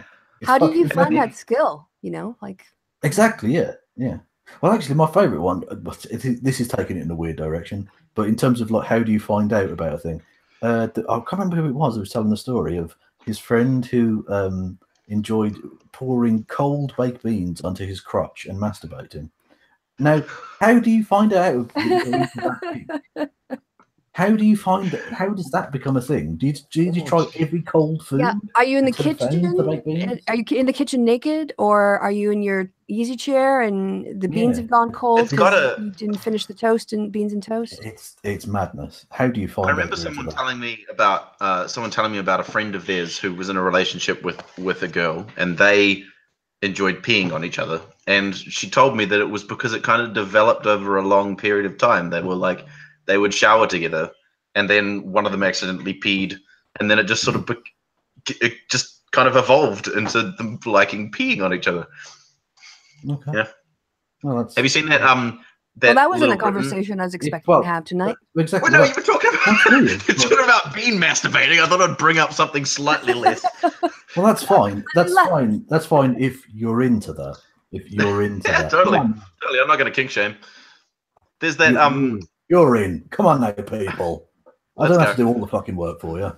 Jesus.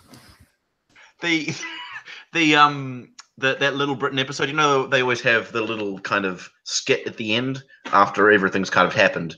There's one where Matt Lucas is sitting in a bathtub and David Williams just opens a can of beans and pours it over top of him, and then he looks down and he goes, "Oh, I think we're going to need a couple more cans," and it's kind of zooming out, and there's just there's a banner that says "World Bean." Yeah, that's right, in an auditorium. Yeah, I fucking love that show.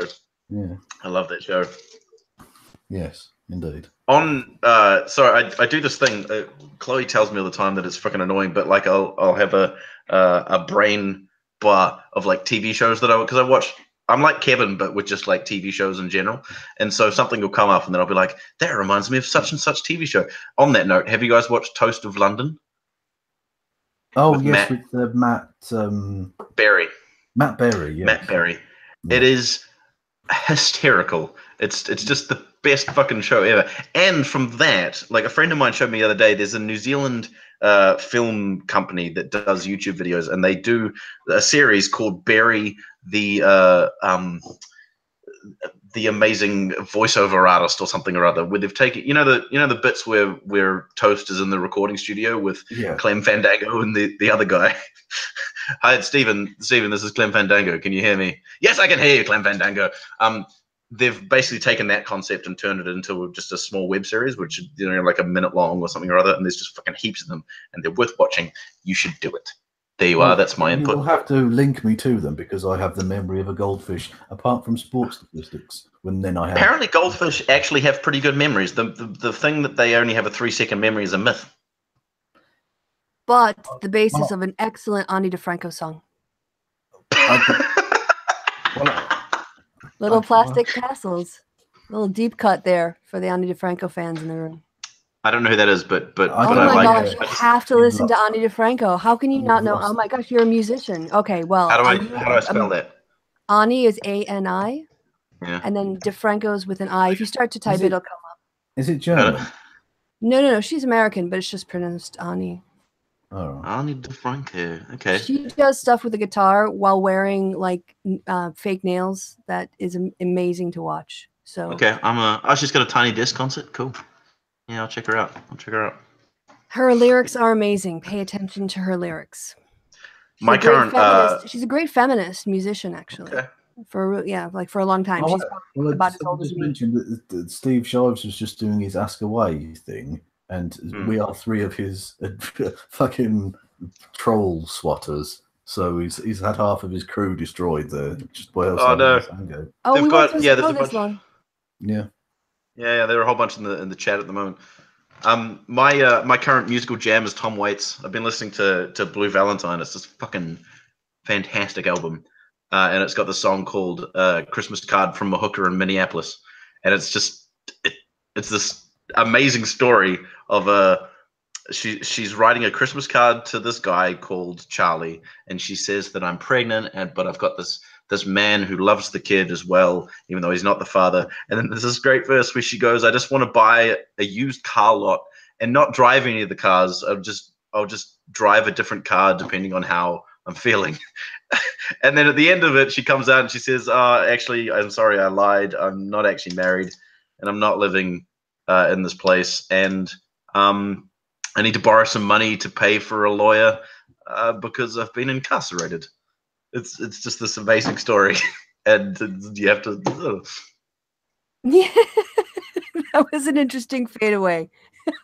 Yeah, I don't know how to tell it. It's just you got to listen to the lyrics of a Christmas card and a hooker. England and New Zealand are actually playing now in the decider. Oh, they're really? Yeah. And New Zealand. What's the actual box? Is it 2-2? It's 2-2, and this is the final game, so it's basically a one-off. Winner takes all. And Who's- New Zealand are 128 for 6, so they're fucked. Oh fuck! To be fair, I remember the World Cup final of cricket maybe 4 years ago, 3 years ago, and I think Australia. One of us batted first, and we got all out for like 120 or something, and everyone was like, "Ah, you're fucked." But then the other team managed to beat. I think we beat Australia by doing even worse, or them doing even worse. It was fantastic. Like they got 2 of the batsmen out in the first over, and then the same thing happened to them in their innings. So I wouldn't count your chickens until they've made some eggs or something. Died naturally. Yep, exactly. They've died of old age. That's the point. You never see old chickens, do you? No, you never do. Greybeards. Oh wait, yes. You never. That's the point. Why are there no old age chicken homes? They probably take care of the old people, don't they? They take care of the old chickens. Would you call them old folks homes? Fowls. Go to bed. Groaner. Hey, if Kevin can do it, I can fucking do it as well. Yeah. Jesus. More dad jokes. It's fine. Steve was brought up by what? Brought up. Okay, sorry. For a second there, I thought that some random geek was suggesting that Steve was my father, but that's not what he was saying at all. It just says Steve was brought up by Kevin. Sorry, that I'm Steve's father. Oh, so I fucked up the fuck up. Brilliant. Okay. Oh, no. Even better. Bad. No, it's just that we mentioned him and people brought that up. Yeah. Or something. Yes, indeed. Indeed. Well, we've been going for 3 hours. That's crazy, 2 hours? but it was so much fun. We started at 11 my time, and it's 1 now. And this was really good. I'm reminded all these when I hang out with you guys why I'm your friends. Yeah. Oh, excuse me. Oh, Jesus Christ. Oh, yeah, me too. You end it on a fucking highbrow note with Michael belching into the microphone loudly. Oh, yeah. Maybe I should get my tits out as well. How about that? Oh, yeah. Let's go. Well, I've had my dick out this whole time. It's been brilliant. Oh, yeah. There, I've locked on. I had someone tweet at me. Oh, no, they direct messaged me on Twitter. And they were like, I saw your video where you were responding to Bering, and I saw that your shoulders were really hairy. What does your back look like? And they were genuine. They weren't like trolling me or whatever. They were like, I know this is a weird question. Well, now you've said it. Yeah, I've got you on lockdown ever since you took your shirt off. Hold on, someone's calling me. Go away. Go away. Sorry, but Michael, having mentioned how hairy your back is, you can't not show us how hairy your back is. Dun, dun, dun, dun, dun. I don't know. Is it? I don't look at my back very often. Oh wow, there's an ape thing going on there. No, it's not. It's actually quite hairless from what I can see. But I've got it's mostly really my chest. little. Oh wow, that's going to be a meme. Please don't. All right. So anyway, Kevin, is there anything else you want to say? Michael, please. I mean, you are the definition of a bear. It's glorious. Do that thing where things.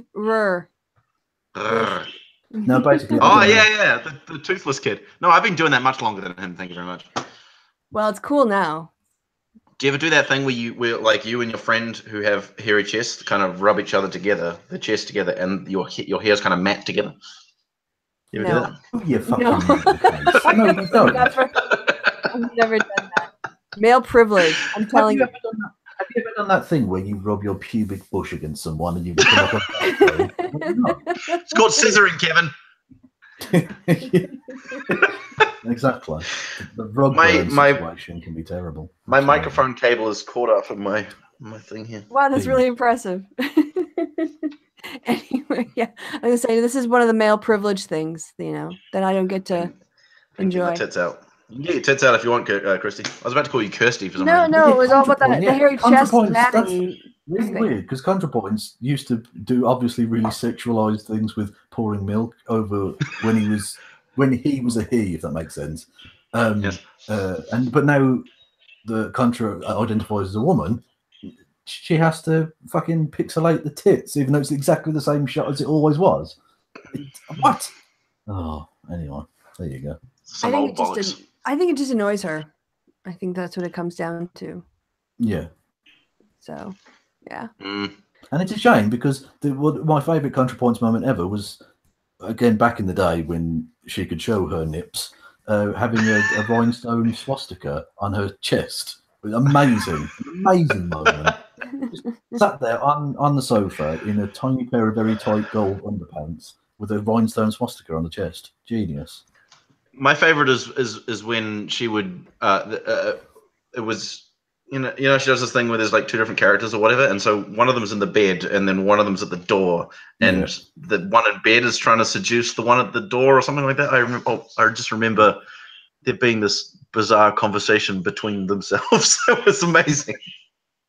I think she had like really. Someone contacted me the other day about how I shouldn't shout at my cat on the and I just said, I'm not actually talking to the cat. You do realise I'm acting at that point. The cat isn't there. Oh. Like, we're not actually having a conversation, you dickhead. What the fuck? It's a comedy bit. It's like the birds. It's a bit. The cat isn't sat there. The cat is probably outside or upstairs sleeping. They're Americans. They just take everything at face value. Almost certainly. Almost certainly, yeah. All right, guys. Well, should we go moderate for Steve? Is he still going? Finished. No, yeah. Oh, no. God, we suck. We're the worst. Yeah, we do. We're the worst. I've never actually been on one of those. I really should go to one. You should. It's brilliant. You're basically swatting fucking anti-fascist or even anti-feminist. Anti-fascists. Anti-fascists. Yeah, some of them very much are, yes. Or as I like to call them, fascists. Yeah. They're it's a lot of fun. There's a competition between me and Kristi and Tim and various other people as to who can get rid of the most people and quickly. And yeah, it's a lot of fun. That's good. Okay, I'll have to come to the next one. Is it every couple of weeks or every month? I don't know. When he does them? Yeah. I don't know. Yeah. We'll keep you in the loop. KK. Yeah. Well, yes, I should probably go. Even though it is a Friday night, it's not a school night. This has been going very long. Want to thank the 25. Play with my budgies. Yes, go train them up to sit on your finger and whisper. Eat them all. All right. Well, thanks to everyone in the chat for hanging out. Thanks for everyone who's watching this later. I do appreciate your time and attention. I've been Kristi. The people watching have been awesome. Kevin's been awesome. Michael's been intolerable. So Michael, you've been interesting. Go sub their channels. And yes, goodbye from me and goodbye from Kevin and Michael. Say goodbye, Kevin, and say goodbye, Michael. Goodbye, Kevin. Bye. You have to say goodbye, Michael, you dickhead. Goodbye, Kristi. Goodbye, Kevin. Oh, for fuck's sake. Stop talking to an American. It's ridiculous. What?